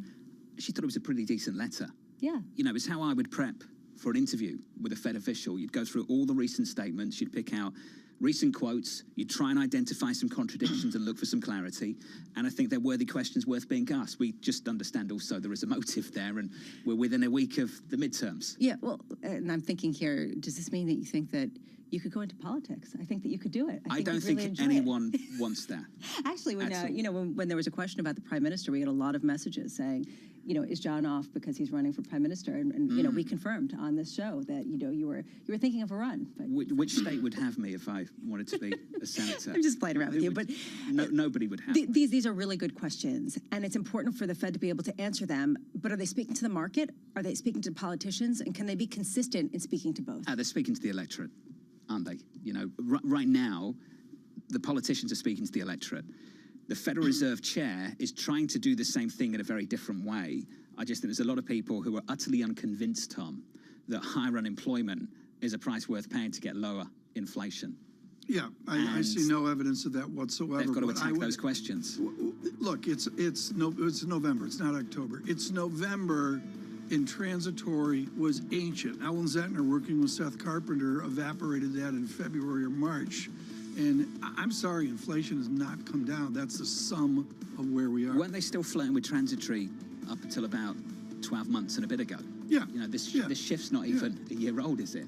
There are a number of economists that are still flirting with it, I would argue. Yes, and we can pick up on that later. Greg Peters got things to say. Joined us from PGIM at 7:30 Eastern Time. Looking forward to that. From New York, this is Bloomberg. Keeping you up to date with news from around the world with the first word, I'm Lisa Mateo. It's decision day at the Federal Reserve, and for a fourth straight time, policymakers are expected to raise interest rates by a supersized 75 basis points to the highest level since 2008. Meanwhile, Fed Chair Jerome Powell is likely to stick to his message that the hottest inflation in 40 years must be tamed. The CEO of HSBC sees a tough year and a half or so for the UK. Noel Quinn spoke to Bloomberg's Yvonne Mann and David Ingles at the Global Financial Investment Summit in Hong Kong. I think the change in government has really helped the markets understand the future policy. I think there's still a lot of work to do. I think the UK economy is going to go through a challenging year, 18 months. There probably is going to be a recession. How deep, we don't know yet. But it's better today than it was 2 weeks ago. Quinn also said that China will rebound from the impact of COVID and its economy will reopen at some point. Bloomberg's learned that the U.S. and Saudi Arabia have shared information indicating that Iran may attack the kingdom or other nations in the region soon. That's leading Washington and Riyadh to adjust their military posture. People familiar with the matter say the attacks would be an effort to distract from the recent nationwide protests in Iran. S&P has cut Credit Suisse's long-term rating to just one level above junk status. That underscores the Swiss bank's challenges after it outlined a radical restructuring last week. Credit Suisse was cut from BBB to BBB- with a stable outlook. Global news 24 hours a day on air and on Bloomberg Quick Take, powered by more than 2,700 journalists and analysts. I'm Lisa Mateo. This is Bloomberg.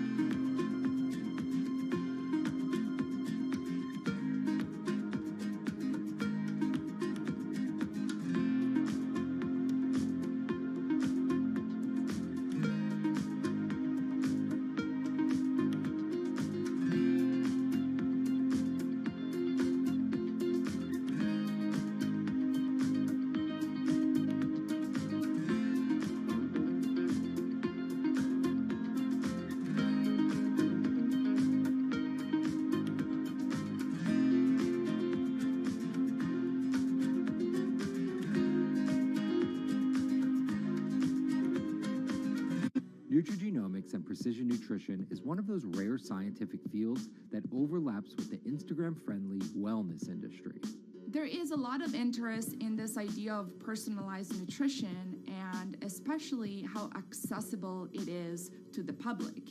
You can go on Google and type personalized nutrition or diet and genes, and you will find dozens of different companies that offer this nutrition precision tests. One of those companies is Routine. Routine claims that their personalized tests stemming from sciences like nutrigenomics make their supplements different. But even with the claims from Routine, as well as dozens of other personalized nutrition companies, the science still has a long way to go.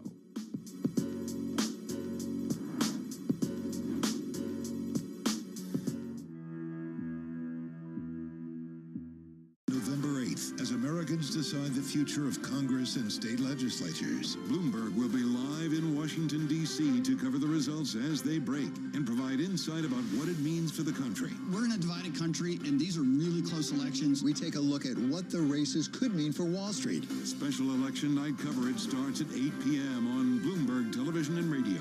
And tune in to Surveillance live from D.C. at 6 a.m. on Wednesday for the latest overnight. This is Bloomberg.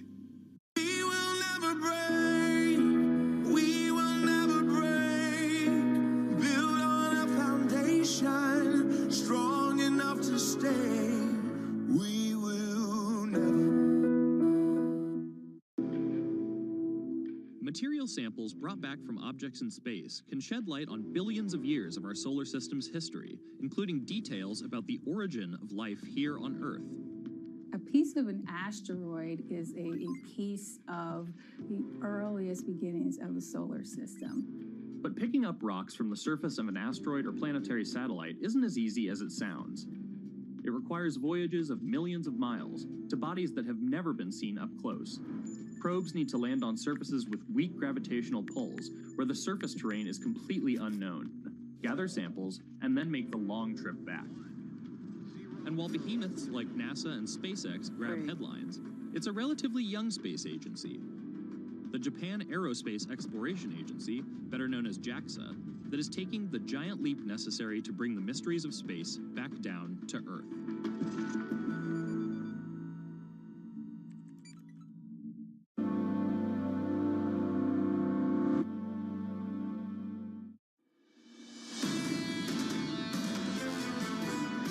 Will they they pull out of COVID zero or not, well, that's going to have a big leaning really on the market's expectations for growth in China and therefore on the value of the renminbi, because we all know that Chinese growth this year is really disappointing, and we all know that, of course, a weakened economy means a weakened exchange rate. That was the brilliant, wonderful Jane Foley, the head of FX strategy at Rabobank. Let me tell you, the quote of the day on China came from the UBS chairman, Colm Kelleher, who said the following: global bankers are all, quote, very pro-China.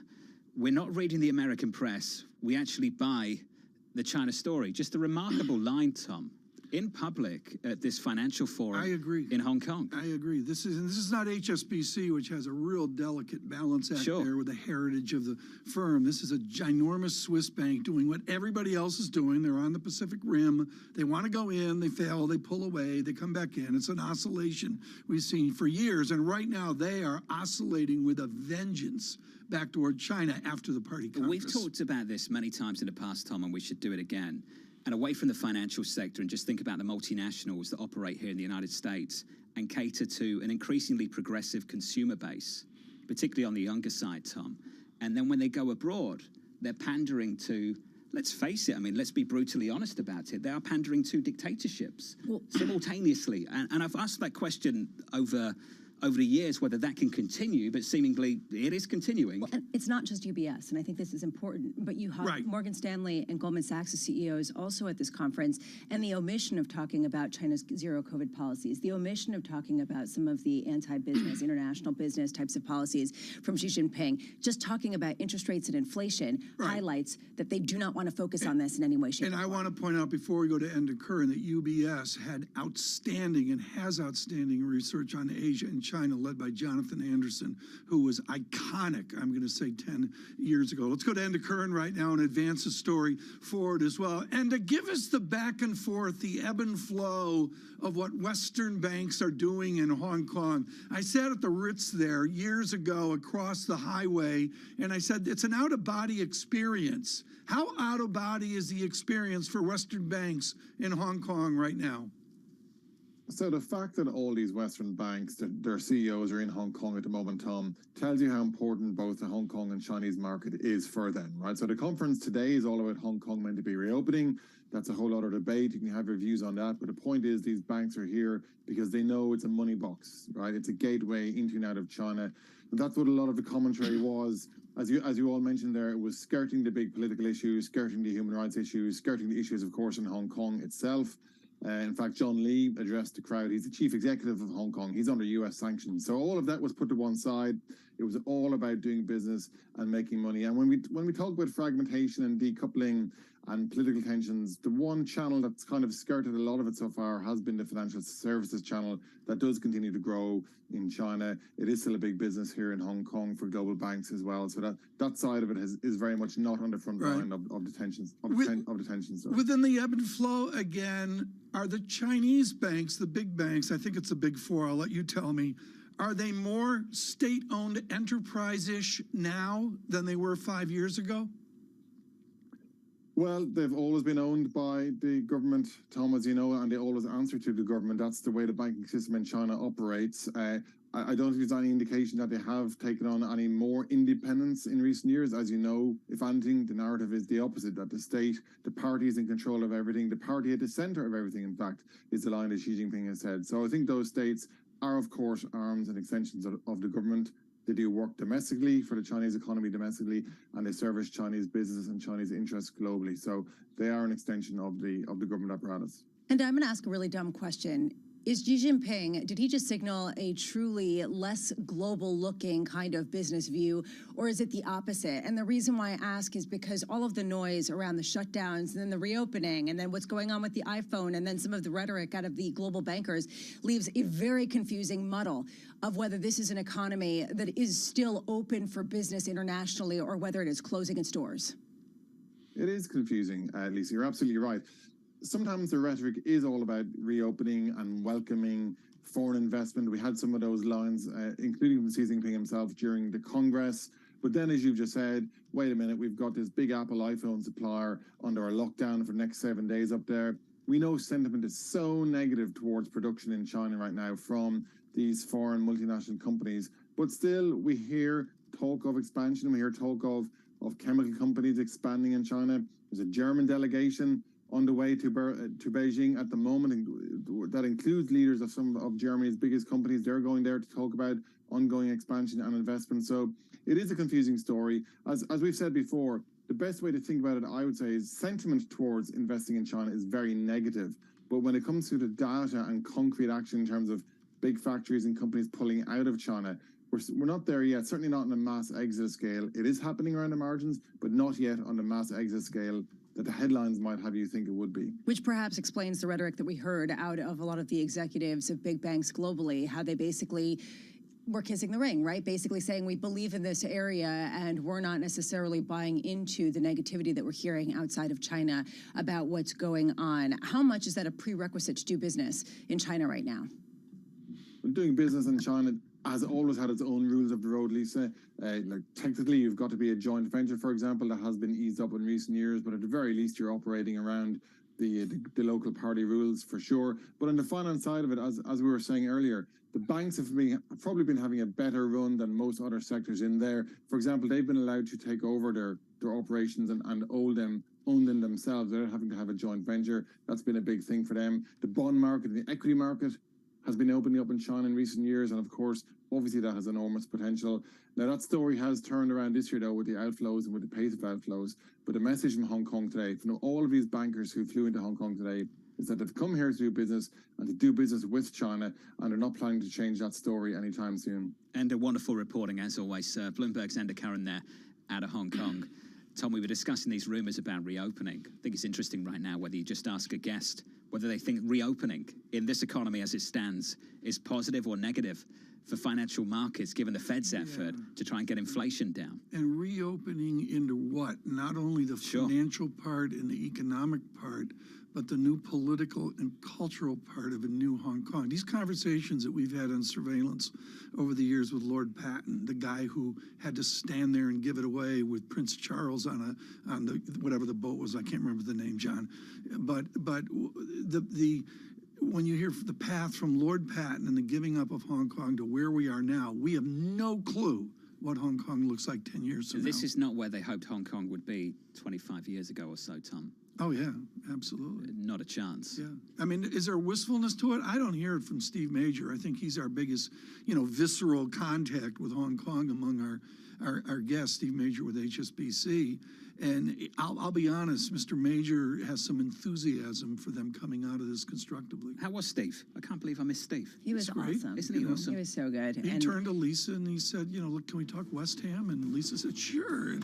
And said, well, the ham on the west side is better than on the east side. He actually called me out. Was that a conversation? Yeah, it was a conversation. No, he actually called me out. He said, we started talking about football, and he called me out in air. He's like, you couldn't look less interested if you tried. He said that on air. I tried, John. Yeah. I went down in flames. I'm sure you did. From New York City this morning. How about those Phillies? On this Fed decision day, how about them? Astros, not looking good.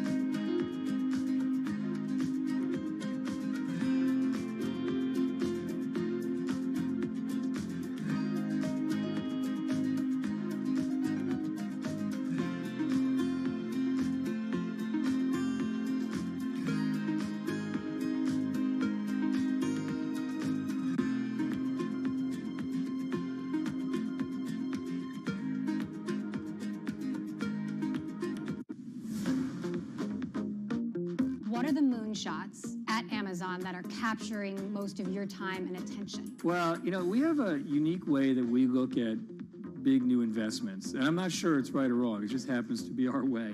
And we ask ourselves when we're considering something 4 questions. We ask, if it's successful, can it be big and move the needle at Amazon? Is it being well served today? Do we have a differentiated approach? And do we have competence there? And if not, can we acquire quickly? If we like the answer to those questions, we'll go pursue it with a single-threaded team that isn't distracted by the rest of the business. When it comes to the stock, it has fallen significantly. Do you think investors are missing something, or has tech just been overvalued? I have never tried to predict what the stock's going to do, and any time I've tried to a little bit, I've been wrong. I do really believe that in the short term, the stock market tends to be a voting machine, and in the long term, it tends to be a weighing machine. We have a concept we talk about a lot at Amazon, inputs and outputs, and the ultimate output for a company is share price, and then other big outputs are free cash flow or profit or revenue. You can't really manage the outputs. You have to manage at the input level, and that's where we spend all our time. And so if you do the right things for the business long term, things tend to work out. I think we've had very good returns for investors, and I expect that to be true again.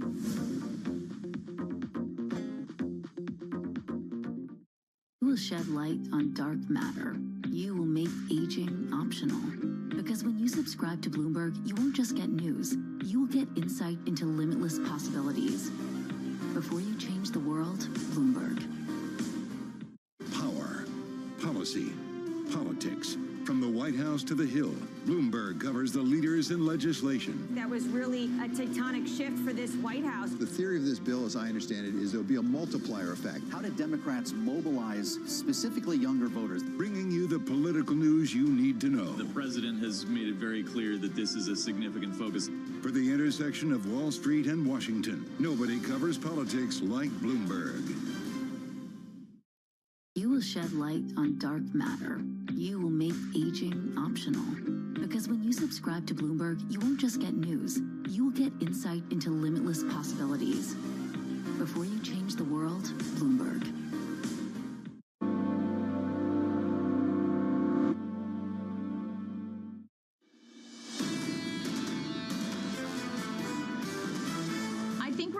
Some momentum here. You have some of the technicals telling you that the market should continue to do well. Absolutely, monetary policy is biting into economic activity. The glide path is going to moderate. The question is, can margins be maintained? We still think that there's some pain in front of us. I think the end game here is that we'll have a higher inflation target.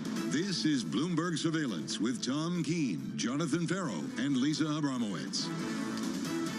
So let me get this straight. People are hoping, Lisa, that the November meeting is actually the December meeting, and they tell us what they're going to do next month. And it's going to be a lot less than they've been doing. That's ridiculous. Live from New York City. February 1. Good morning to you. This is Bloomberg Surveillance with Tom Keene and Lisa Abramowitz. I'm Jonathan Farrow. Futures unchanged on the S&P, going into the Fed decision a little bit later on this afternoon. Tom, all about the step down. How do you measure it? What do you do here? What are the calibrations you use as we go to our Fed show this afternoon? John, I'm going to go to the Bloomberg Financial Conditions Index. I believe it's 11 ratios. It's a soup of data, and it's going in Jerome Powell's direction over the last 3 meetings, from 0.51 negative standard deviation, 0.70, John, now to a stick. And it was worse earlier. It's less restrictive in the last couple of days, but he's got a trend here working for him. And this is what he wants. It's what he wants. Tight financial conditions, and he wants them there for a long, long time. And that's the question for me. Is there scope for a higher terminal rate than the one that is already priced? Maybe, a little bit, perhaps, if you talk to a lot of people in this market right now.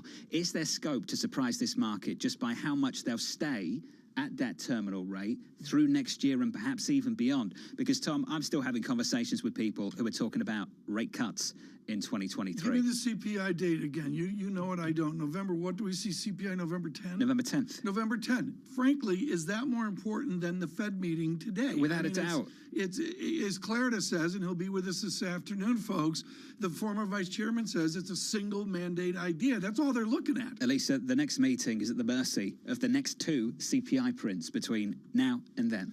And this is the reason why it's unclear whether they can really, with any conviction, talk about the step down. Do you like how Yeah, it's really good. I think it's good. I think that you should, hold a torch to your face, right? Like Halloween. Yeah, exactly. Yes. There we go. Step down is, John. Step down is calculus for University of Chicago liberal arts majors, constitutional law majors. We're not doing first derivative, rate of change, dy dx. Step down. Is he taking digs at your education? No, I'm not. Our education's brilliant, but it's like anti-calculus is what we're doing. I loved calculus. Moving on, though, I do want to just say one thing about some of the interpretations of the data so far heading into this meeting this afternoon. Andrew Hollenhorst of Citigroup just putting out something about the JOLTS job opening, saying that this is not going to let the Fed really let up from their hawkish message. But this, to me, was really interesting. Any signal of a slowdown or a step down will likely be paired with a hawkish commitment to lean against inflation. So how is the offset signaled that, okay, maybe they'll go to 50 basis points, but to your point, they're going to stay at 5%, 5.25% for more than a year? I heard someone say recently, Powell's best performance of the year was Jackson Hole. Yeah. Just keep it really short, pray for no questions and walk away. Yeah, remember that? We were sitting there. Is that basically going to be it? We were in the freezing cold. Yeah, we're in the freezing cold. We had Thinking he'd go an takeout hour. from the Pioneer Grill. I'm dealing into my chip beef and toast, and somebody said it's a 12, 15-minute speech, and what were we, minute 8? We're back. I've still got to do my expenses for that trip. Got to work out that breakfast that you had that went on my card. Futures unchanged on the S&P 500, unchanged on the S&P going into this Fed decision. Yields unchanged too at 4.0422% on a 10-year, just about holding on to 99 on euro dollar, positive 0.25%. That's a stronger euro, a slightly weaker dollar. Tom, we keep talking about these rumors of China coming back online. Can you imagine where crude would be the morning that happens? I think this is the number one story here. The smart people, and Ed Morris, we're thrilled he could join us today, who's been dead on about sub 100 oil. How do you get above 100? And the only way I see it is demand lift. Lisa, Brent crude right now, 94.47. Yeah, it's been all over the place, but I think it's a really good question. Does China reopening end up being a good or a bad thing for an economy beset by inflation, given that it would be an inflationary impulse? Today, we get a slew of data, including at 8:15 a.m., ADP employment data. Do we care? Does it matter? I don't know, but people do trade it. So from that perspective, it is relevant. It also is relevant ahead of the jobs report on Friday, although correlated, we're not so sure. And it also follows yesterday's JOLTS data. This might be actually the most important data point of the week that we got yesterday at 10 a.m. Eastern. How much does this increase in job openings highlight the problem that the Fed is facing? People are still going out to eat. They're still going and flying around. They're still doing all of these things that require services. And you're seeing people need to continue staffing up despite the desire for perhaps a little bit of a loosening labor market. Today, the key event, FOMC rate decision, 2 p.m., followed by Fed Chair Jay Powell's press conference at 2:30 p.m. If you can't get enough of us, we're going to be back walking you through all of it with some amazing guests. Stay for the guests, perhaps, not necessarily for us. Rich Clarida, former Fed Vice Chair, Diane Swank, KPMG, Scott Meinert of Guggenheim, and Matt Lazzetti of Deutsche Bank, all walking through what is going to happen at one of the most tenuous points for a central bank facing an incredibly difficult moment. And after that, we get Qualcomm earnings, among a slew of others, including Zillow, eBay, Robinhood. Qualcomm really interesting to me, given some of the chip shortages and then the glut and the fact that we're seeing a real deterioration in the outlook by a number of chip makers. John, at what point does this impact Apple? At what point does this really highlight some tension in a broader economy, or is this just an idiosyncratic moment for an industry that really benefited during the pandemic and now is facing the other side? Lisa, thank you. Let's get into the earnings right now with Peter Oppenheimer, Chief Global Equity Strategist at Goldman Sachs. Peter, everybody's talking about the step down for the Federal Reserve, maybe a shift from 75 to 50 to 25. Can we talk about the step down that you're expecting in earnings, in EPS, going back from 21 to 22 to 23? Yeah, absolutely, John. I think this is really going to be a crucial factor that investors are going to have to take into account. We've seen some of the optimism building up again about the prospect for the rate rises to start to moderate. But on the other side of that, we're seeing a deterioration in earnings. This has been not a disastrous earnings season, but certainly not nearly as strong as we've seen previously. And the key thing that's happening, and we've been arguing this for some time, is that margins are starting to come under pressure as a result of these higher input costs. And that means that the forward-looking earnings are also deteriorating. Revisions are starting to come down. And I think it's too premature for markets to be really pricing peak interest rates without taking into account the lower earnings and growth that's coming on the other side of that. Peter, the seismic change for next year is we have a risk-free rate. We have gravity, as Taleb says it. Do you assume more transactions and truly more combinations as stocks, as corporations confront a reality from decades ago?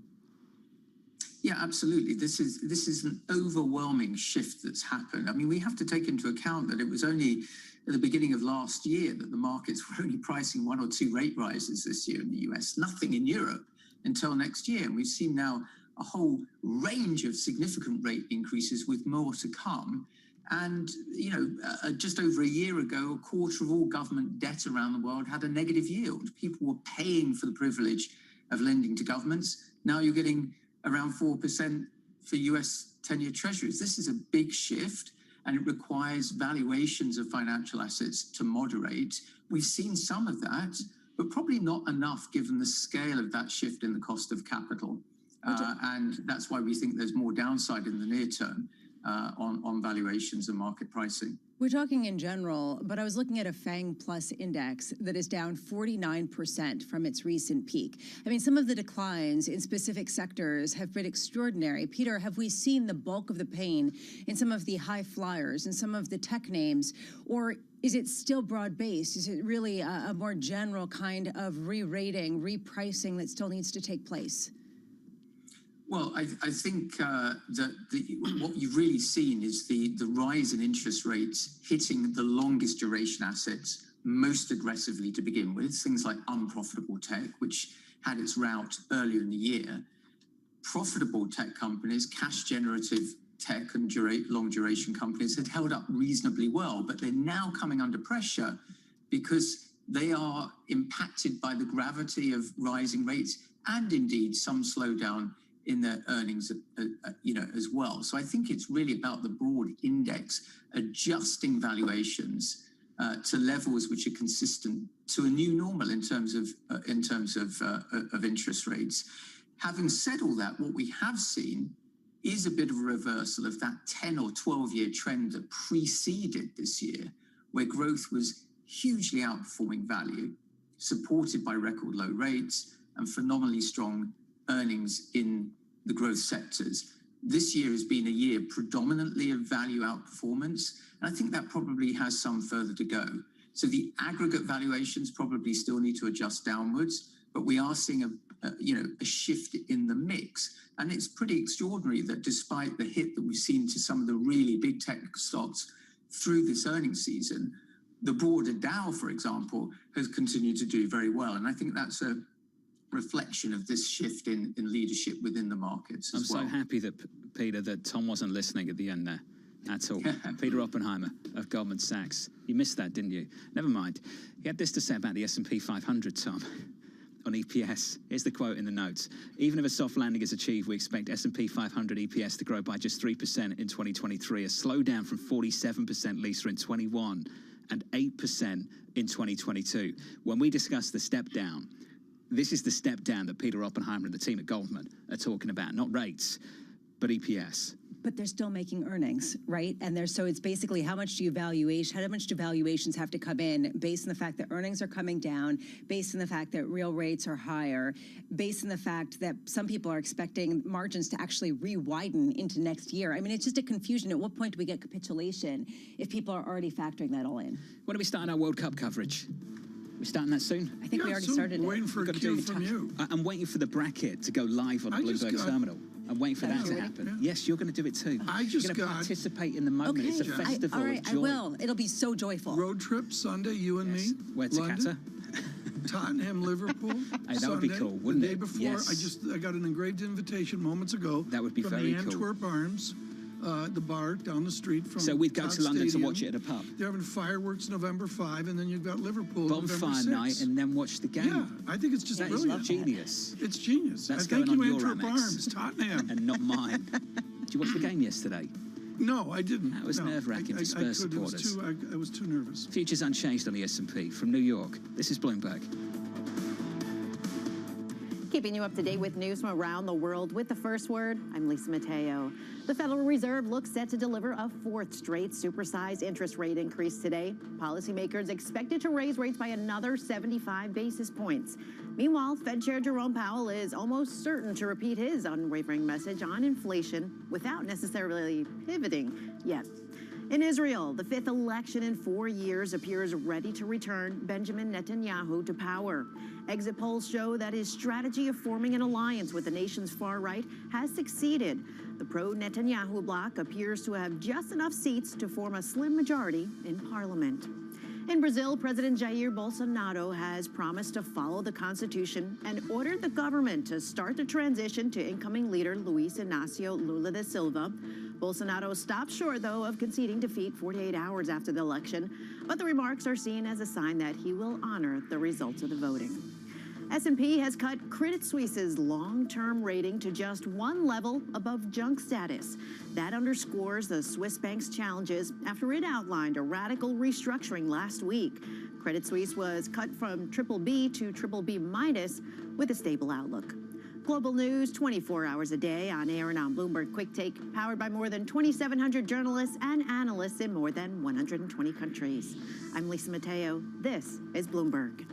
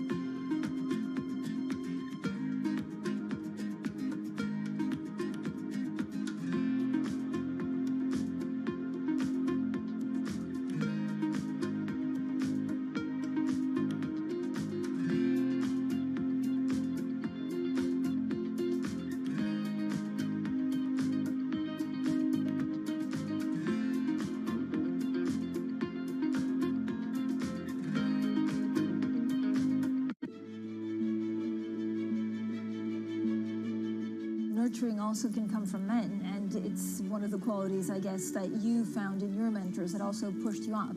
Do we need even more nurturing post-pandemic? Is the way that we talk with employees going to change? I think talent becomes the single biggest differentiator of a successful entity versus an unsuccessful entity. So you've got to do everything possible to hire, train, retain, put your arms around talent. I mean, you really got to focus on your talent.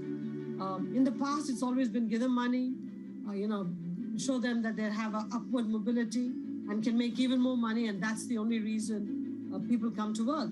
I think post-pandemic, we are seeing more and more people say, I have to worry about me as a person, I have to worry about my family, I want to worry about my well-being, my mental health. So we've got to start encompassing people as holistic humans as opposed to a tool of the trade, which means that we have to engage with them head, heart, and hands, not just head and hands. The heart has to be engaged. So we have to show more empathy, show that we care, that they're citizens of the community, they're members of the family, and all of those have to come into consideration as we help an executive or an employee be an employee and be a person of the community and the family. The stakes are higher. Today's CFOs are reshaping the C-suite, positioning companies to meet the next generation of challenges, breaking out of traditional roles to become chief future officers.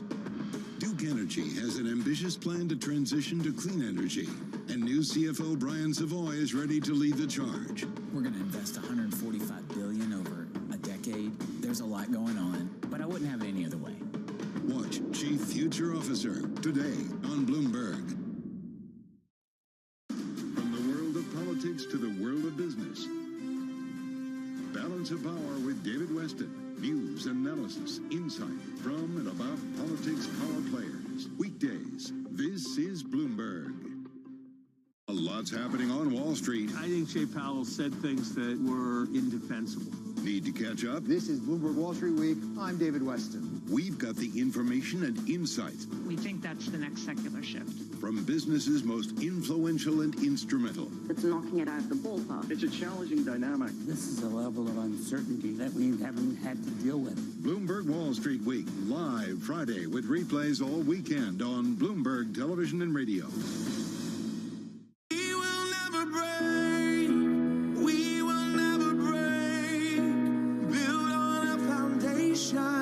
Strong enough to stay, we will never. The markets expect another rate hike. Investors obviously skittish. What the Fed do on November 2nd is key to everything. But where will the Fed go from there? No sign it is ready to stop tightening. Everybody talking about a step down. They're going to wimp out and they're going to blink. Trust Bloomberg for the fastest coverage and exclusive analysis. Do we want this Fed to force a recession? The Fed's going to torpedo momentum. In markets like this, everyone's a long-term investor. Bloomberg Surveillance. The Fed decides. Today on Bloomberg, your global business authority.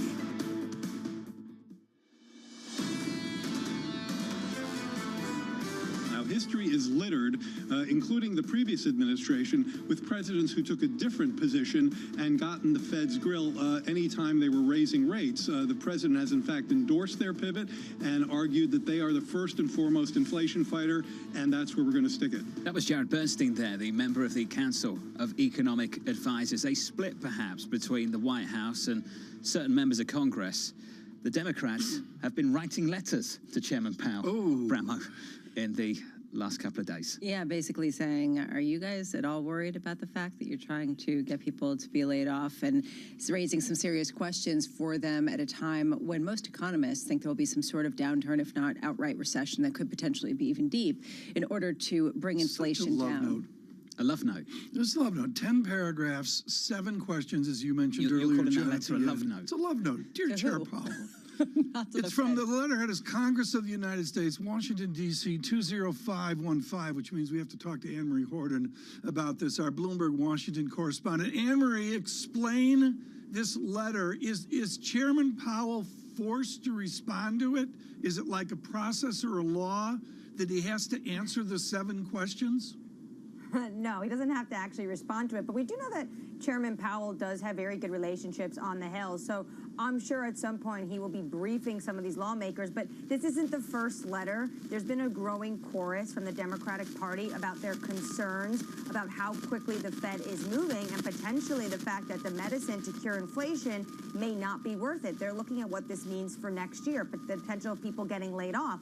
Also, a lot of the time, these senators, the ones that are on this list, including Senator Warren, Sanders, White House, what their concern is, of course, is that it's going to be incredibly hard for the Fed to fight inflation that is driven by other issues that are happening around the world, like the war in Ukraine, like supply chain bottlenecks. Look what we're seeing overnight in China, locking down the area that makes iPhones. So these are the concerns they have. And if I could just bring you one part of this letter, they're questioning the, quote, disturbing warning to American families that they should expect, quote, pain over the coming months. This is where they take issue with. What is this going to mean for everyday Americans that are already struggling? That comes from the address in Jackson Hole by the Fed chair, talking about the pain that we can all expect off the back of interest rate hikes. Anne-Marie, this White House has blamed essentially the oil majors for what is happening with crude. And they've talked about Russia and Putin as well, but now it's price gouging again in the midterms. The Democrats are blaming the Federal Reserve for the prospect of a recession hanging over us around the corner. How's this all playing out in the electorate? Is that sticking at all? Well, they keep trying these different messages, and you can see that with the president this week calling for a windfall tax, which no one thinks this has any momentum or viability to actually pass in Congress. It hasn't over the past 10 years. Most people point to the Carter administration where it actually didn't work. Yes, it brought in revenue, but it didn't boost production, and that's actually what the president is after. So a lot of the times, a lot of this isn't exactly sticking. Also, when you talk about the fact that the administration is blaming price gouging, at the same time, every day, Ron Klain in the Washington Post has a great piece on this today, which says he wakes up at 3:30 in the morning and the first thing he checks is the AAA average of where gas prices are trading. And actually, they're off the highs that we saw over the summer. But the issue that they've had is they're trying to get any point across to anyone who's going out there and voting about gas prices specifically, because it's gas prices where you saw his approval rating ebb and flow. Gas prices go up, Biden's approval rating was very low this summer, and vice versa. Anne-Marie, let's tie this all together. We started by asking some of the questions that Congress members were asking the Fed. Is this a single mandate Fed? Is this a single mandate electorate talking about inflation and focused on inflation? Or are there already in some of the polls rising concerns about the potential for a recession, about the potential for layoffs? In other words, is there wind behind inflation much more than some of these other concerns? I think it's a mix of both. When you look at some of the polls and when they talk about, are you worried about, a lot of them split inflation and the economy. And when you look at the economy, the issues people talk about are their 401k going down, the fact that they are concerned about a recession and the potentially what that would mean for unemployment. And those issues they view as separate to inflation. But I remember this Wall Street Journal poll recently had those two with double digits in terms of what the electorate cares about at the top. And the issue the Democrats have is that they think the Republicans have a stronger message and will have a better handle on the economy. We cannot forget, though, there are two other big issues in this election. One is crime, and you guys are seeing that front and center every single day. Look at the front page of the New York Post yesterday with incumbent Governor Kathy Hochul. This is where she is really getting hammered on. And then the other, of course, is abortion. And we've already seen a litmus test for abortion over the past few months. One was in Kansas and one was in New York, and that could potentially get more voters out for this election. That's what the Democrats are really hoping for. AMH, one of the best, Anne-Marie, down in D.C. Thank you. Let's get to that quote, the fuller quote from Chairman Powell that was referenced in that letter, because the fuller quote, I think, is more important. It reads as follows: higher interest rates, slower growth, softer labor market conditions will bring down inflation. They will also bring some pain to households and businesses.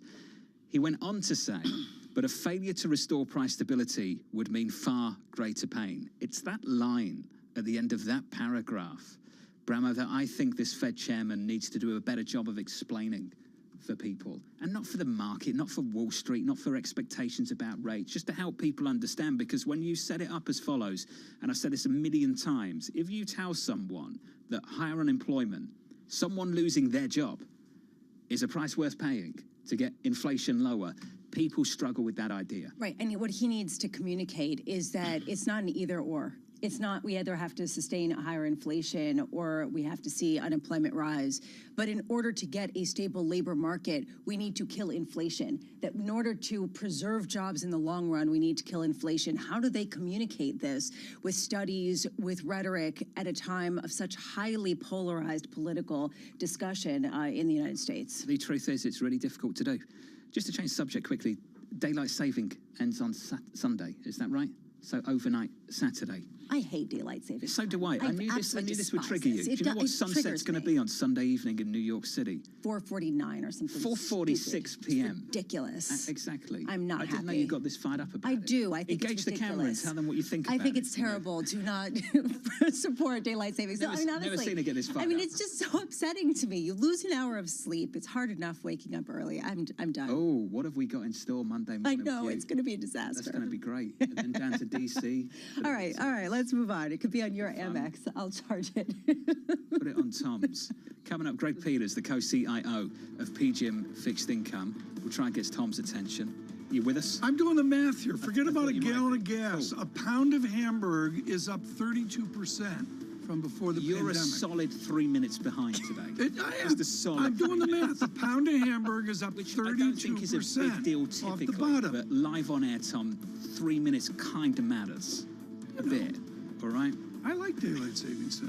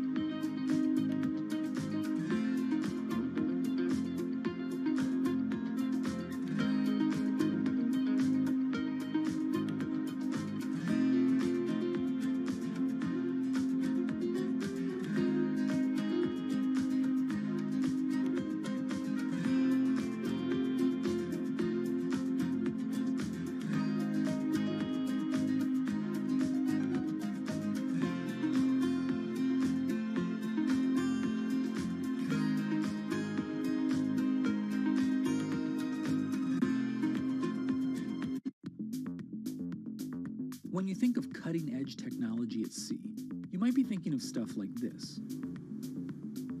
But there's an incoming revolution on the high seas that isn't quite as sexy, but could be significantly more impactful. Container shipping is the key component of global trade. About 80 or 90% of all the world's goods are transported at sea at some point. But there's a significant unseen cost to the modern era of global commerce. About 3% of all the world's CO2 emissions come from shipping. 3% may not sound like a lot, but that's roughly comparable to the entire CO2 output of Germany. Since reducing trade isn't a likely option, what about a technological improvement to help reduce the emissions from these well-stocked maritime behemoths?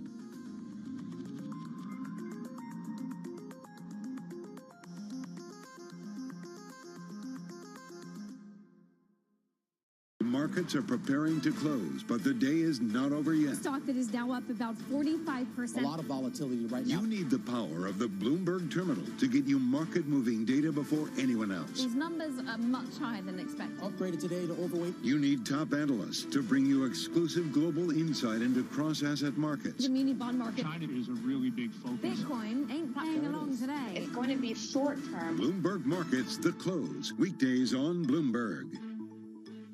You will shed light on dark matter. You will make aging optional. Because when you subscribe to Bloomberg, you won't just get news. You will get insight into limitless possibilities. Before you change the world, Bloomberg.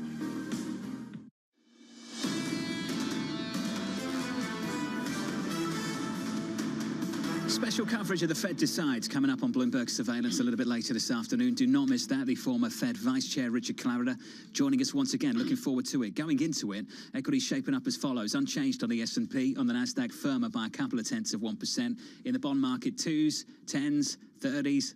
It looks like this in the bond market. On a 10-year, about 50 basis points higher than where we were the last time the Federal Reserve met. On a 2-year, as well, about 50 basis points higher. Tom, right now on a 2-year, 4.52. On a 10-year, 4.0. Quickly, John, we got to get to Greg after Lisa, but the sum to me is we're spinning our wheels in the bond market. You know, I'm not the sophisticate here. But in the last week or two in the bond market, it's sort of been so two Fridays ago, we cut through 460 on 2s.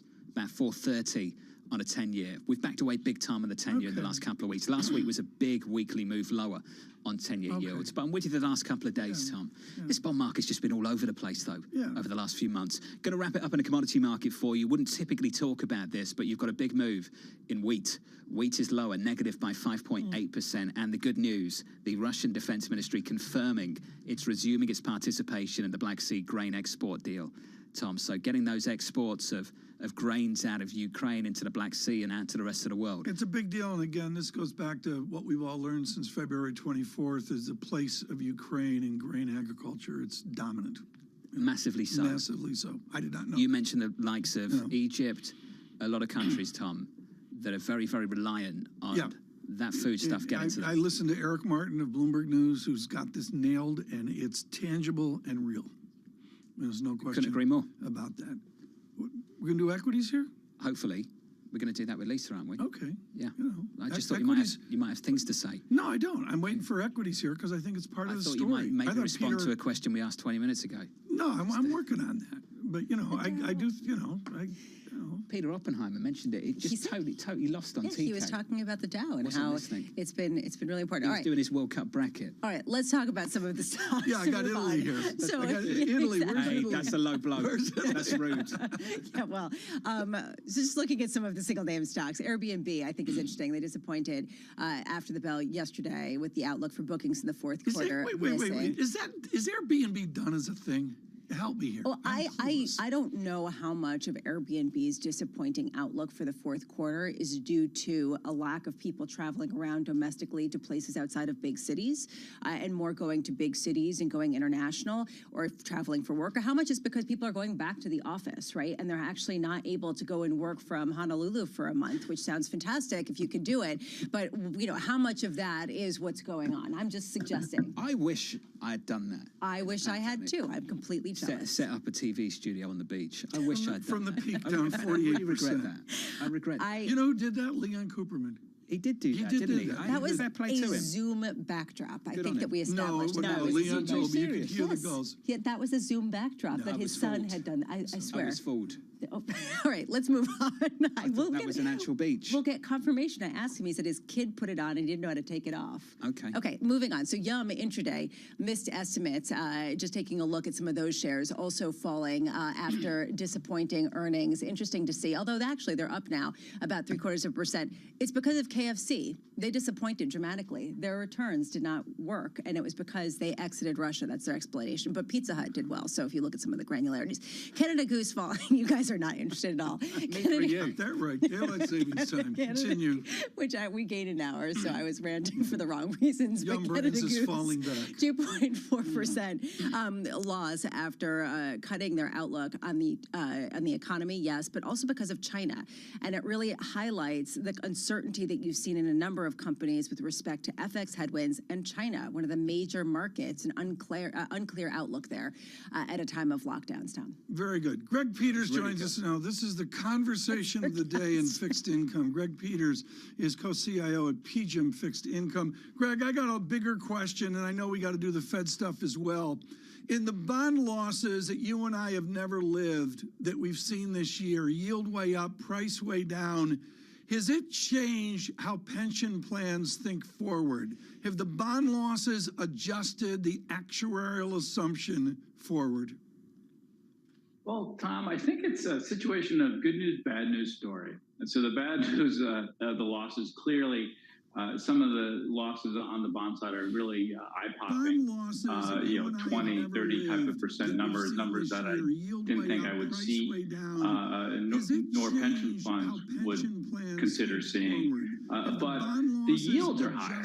So, you go back to the world when we were at a 50-year basis point, 10-year, negative rates in Europe. That was a far more bleak outlook for pension investors and alike. So the repricing is historic, dramatic, painful, but the destination at higher yield is a much, much better place to be. So it's a classic path destination problem. Greg, I've been talking to a lot of people about this, and I'm still waiting for a really, really good answer. We've just blown up 10 years worth of QE, zero interest rates, and in many places negative rates as well. I just struggle to believe, and I think many other people do too, that this is it, that this is the extent of the carnage that you get off the back of doing that.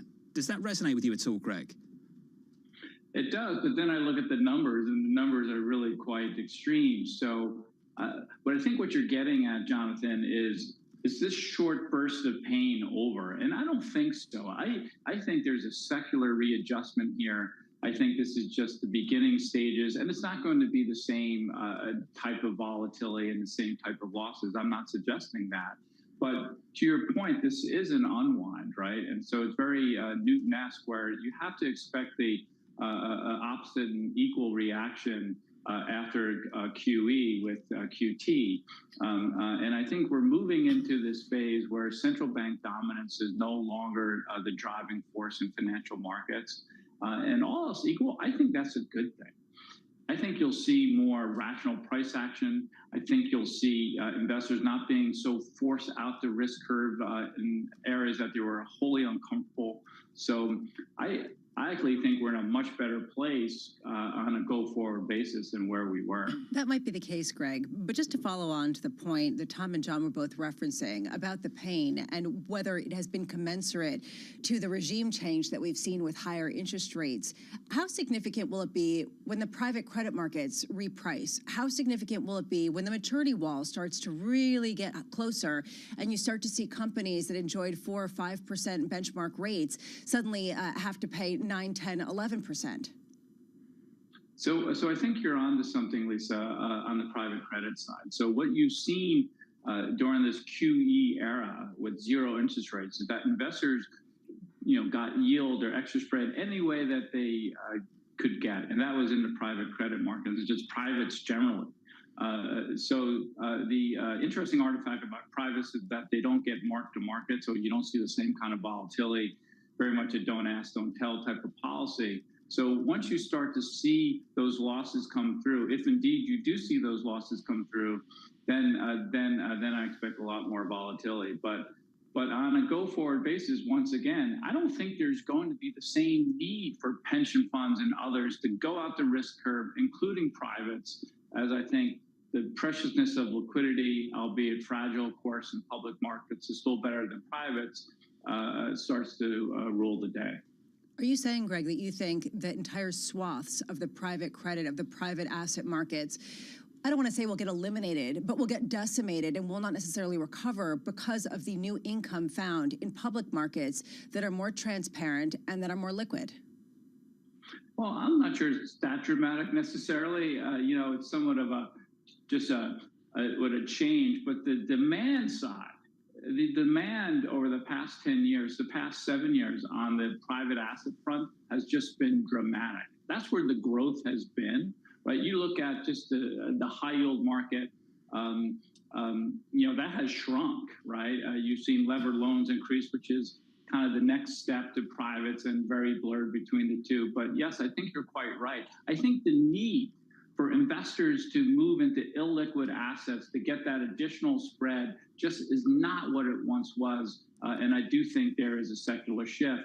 And what happened in the UK on the LDI side is a wake-up call for lots of these pension funds, which is to say, we can't have such a large proportion of our portfolios in illiquid assets. Greg, I'm not accusing you of anything, but do you think, and I hear this a lot of people in the fixed income market, that we're blinded by hope here? That we hope this is a new regime we're moving to, as opposed to it will be a new regime? I actually see it differently. I think investors are hoping for the good old days. I mean, you look at how the markets and investors have really been kicking and screaming the entire time around higher rates, dealing with inflation, Fed put, all these types of narratives that were quite prevalent, the past 10 years. So I actually see it differently. And maybe I'm overly hopeful because I am an active fixed income manager. Precisely. But I do know this, Jonathan, is that higher yields, all else equal, is better than lower yields and negative yields. Yeah. And so just from that simple premise, I think we're in a much better place. You won't find opposition to that here. Greg Peters, thank you, sir, of PGIM Fixed Income. It's just a divide that I've recognized over the last several months. If you speak to a lot of people in the equity market at the moment, they want to go back to the good old days, pre-pandemic, low rates, low growth, low inflation, long equities, long growth, long the S&P, passive, all of that good stuff. Lisa, you speak to people in fixed income, they are hoping this is the new normal because this is a better world for a lot of people invested in fixed income. Yeah, it is. You're getting yield. I mean, all of those years that people were decrying this low yield environment of zero rates and no compensation and a lack of rationality, it would be hypocritical not to be somewhat excited to look around. When high yield is actually high yield. High. Yeah. That's somewhat helpful, Tom, They when that's the booked case. The losses. I agree the yield's there. I agree cash has value now. Certainly I'm living that with a triple leveraged all cash fund. It's really had a good year. But John, I kid you not, it's about the bond losses we were talking to Greg Peters about before we went on air. Thank you for bringing up daylight savings time. I've learned a lot. I'm researching. Anytime. Ben Franklin. What are you learning? Franklin, 1784. It's we his need fault. to conserve candles.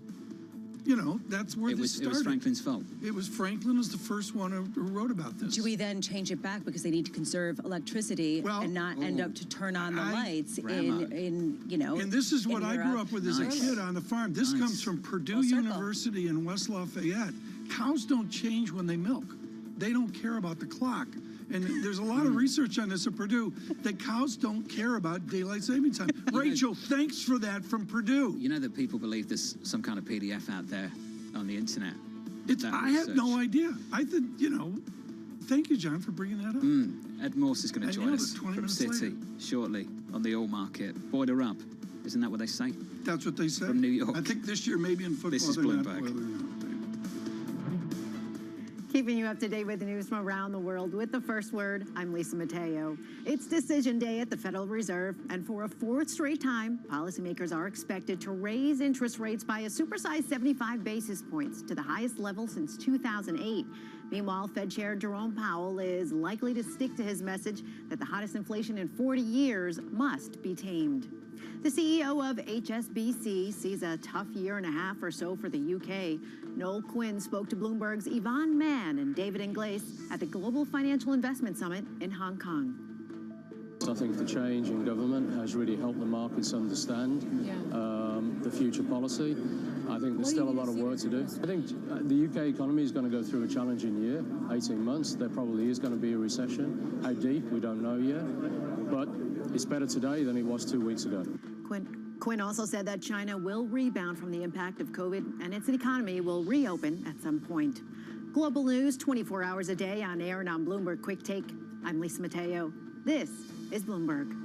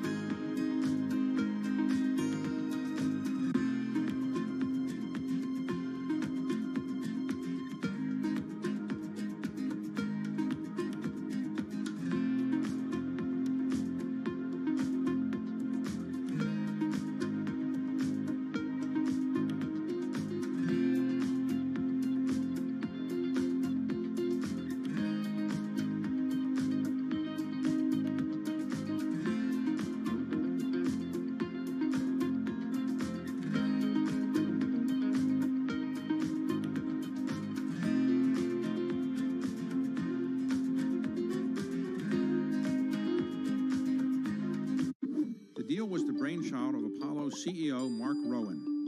In January, Apollo closed its $11 billion all-stock merger with Athene Holding. It had already owned 35% of the insurer. Here's what Apollo gets out of the deal. Assets under management. Apollo expects them to double to about $1 trillion by 2026. Much of that projected growth will come from the merger, and those assets are especially attractive to Apollo. Insurance companies typically go after much more modest returns than buyout investors. That will give Apollo more options for investing the cash. Athene is a steady provider of fee income. It has grown into one of the nation's biggest holders of fixed annuities, those retirement savings products favored by risk-averse customers.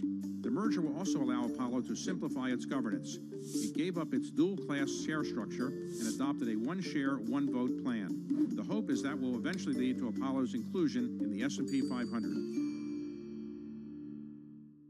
No one covers the world like Bloomberg. Because Trustonomics is being dismantled, MPs behind the scenes are asking, what's the point of having her at the top? Can the strong dollar amplify the world's risks of instability? Xi Jinping said complete reunification must be realized. With unmatched reach and resources from more than 120 countries, the moment news breaks, 24 hours a day. Bloomberg, your global business authority. You will shed light on dark matter. You will make aging optional. Because when you subscribe to Bloomberg, you won't just get news. You will get insight into limitless possibilities. Before you change the world, Bloomberg. Nutrigenomics and precision nutrition is one of those rare scientific fields that overlaps with the Instagram-friendly wellness industry. There is a lot of interest in this idea of personalized nutrition and especially how accessible it is to the public. You can go on Google and type personalized nutrition or diet and genes, and you will find dozens of different companies that offer this nutrition precision tests. One of those companies is Routine. Routine claims that their personalized tests stemming from sciences like nutrigenomics make their supplements different. But even with the claims from Routine, as well as dozens of other personalized nutrition companies, the science still has a long way to go.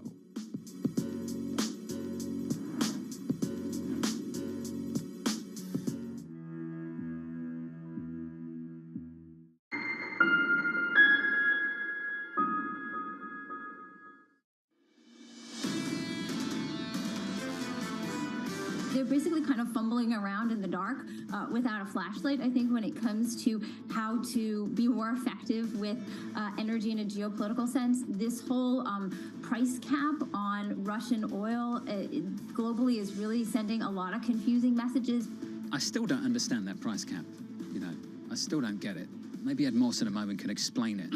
Alan Wald there, Senior Fellow at the Atlantic Council. It is Fed decision day.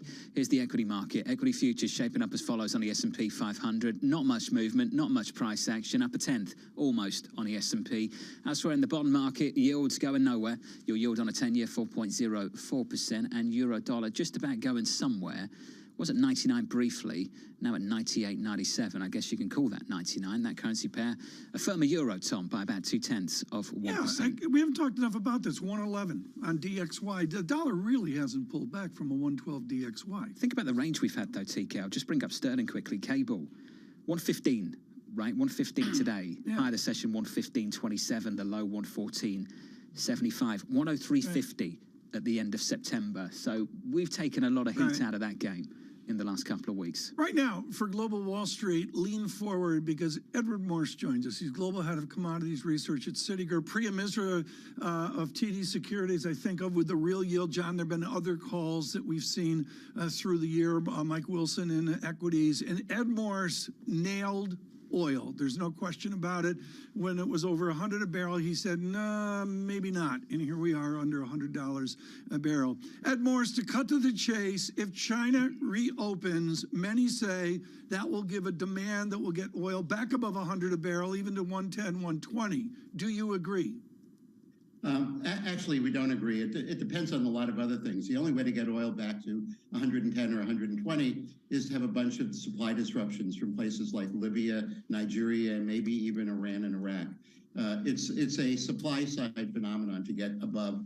And yes, we have OPEC Plus thinking that they need to put a floor into prices and they can work at that a little bit. But no, China demand coming back will, of course, have an impact on the market. But we're in a world where demand is sloshing downward around the world, whether you look at the U.S. or Europe. And China, it's the third biggest economy in the world, had low demand. But look at where they've been in the last 2 months. Since the middle of the summer, they first went up 1 million barrels a day on imports. Now they're up 2 million barrels a day on imports. And we're having oil since the last OPEC Plus meeting, in a sideways little dance. It's not going anywhere. So I think there's ample supply in the market for us to not have a big impact from China coming back. So, Ed, why are we draining the SPR? Does that make sense to you? I'm on the side of those who think these are unusual times. We're actually in what Fiona Hill, as you know, calls World War III. And the instruments are basically economic instruments. Some of them are used foolishly, like the price cap that you were just discussing. Some of them, I think, are a bit wise. And let's look at the SPR. So if we look at the world to date, we've had an inventory build year to date. That inventory build accelerated, and now the inventory build, as we measure it, is bigger than the SPR release. So the SPR release was there to tide over times when we had a first warfare reaction to Russia and Ukraine with oil embargoes imposed on Russian oil, and there was a bidding up of the price of Brent and WTI as a result. We have another potential round of that coming up by December 5th, which is associated with the potential oil cap or the price cap. But we're going to have this bidding up already, and we're already seeing the bidding up. And the SPR is playing an important role in it. So we have so far in the world year to date, as of the middle of last week, to the degree we can measure it, an inventory build of some 112 million barrels. And the SPR is a big chunk of that. Well, actually, the build has been 273 million barrels year to date. The SPR is 230 million of that. But if we look at the last 2 months, forgetting about the SPR, on a combined, from September to the middle of October, oil on land has risen by 30 million barrels, but more tellingly, oil in the water has risen by 82 million barrels. It's oil in transit. And a lot of that is coming actually from the U.S. The last week's data printed a U.S. export number of an astonishing 11.2 million barrels a day, the highest on record. And we've been, playing with 10 million barrels a day for the last 3 months. So the U.S. has really been supplying the world and taking the edge off of what would have been, a difficult distortion with the Yeah, go ahead. Well, yeah, with the conflict that we saw over with respect to Russia invading Ukraine, given that backdrop, do you think, Ed, that we're ever going to get back down to that $72 a barrel kind of level that the U.S. administration has said they would really start buying barrels to refill the SPR? Are we going to get there in the next year, for example? I think we could get there. It depends on the nature of the recession and how reactive people are. We have to remember that this is a world with a lot less open interest in futures and options than we had before. So volatility levels are, very high, and we have $10 or $15 moves that have become the normal in this high volatility world. So I would not exclude $70. I would also note that the administration has not nailed a particular number. They're giving a range. That range is in the kind of 60 to 80. You get to 70 by looking at a 60 to 80 range. And the intriguing thing of this is that we have a U.S. government range that, averages, as you say, $70 for buying SPR to put a floor under prices. And we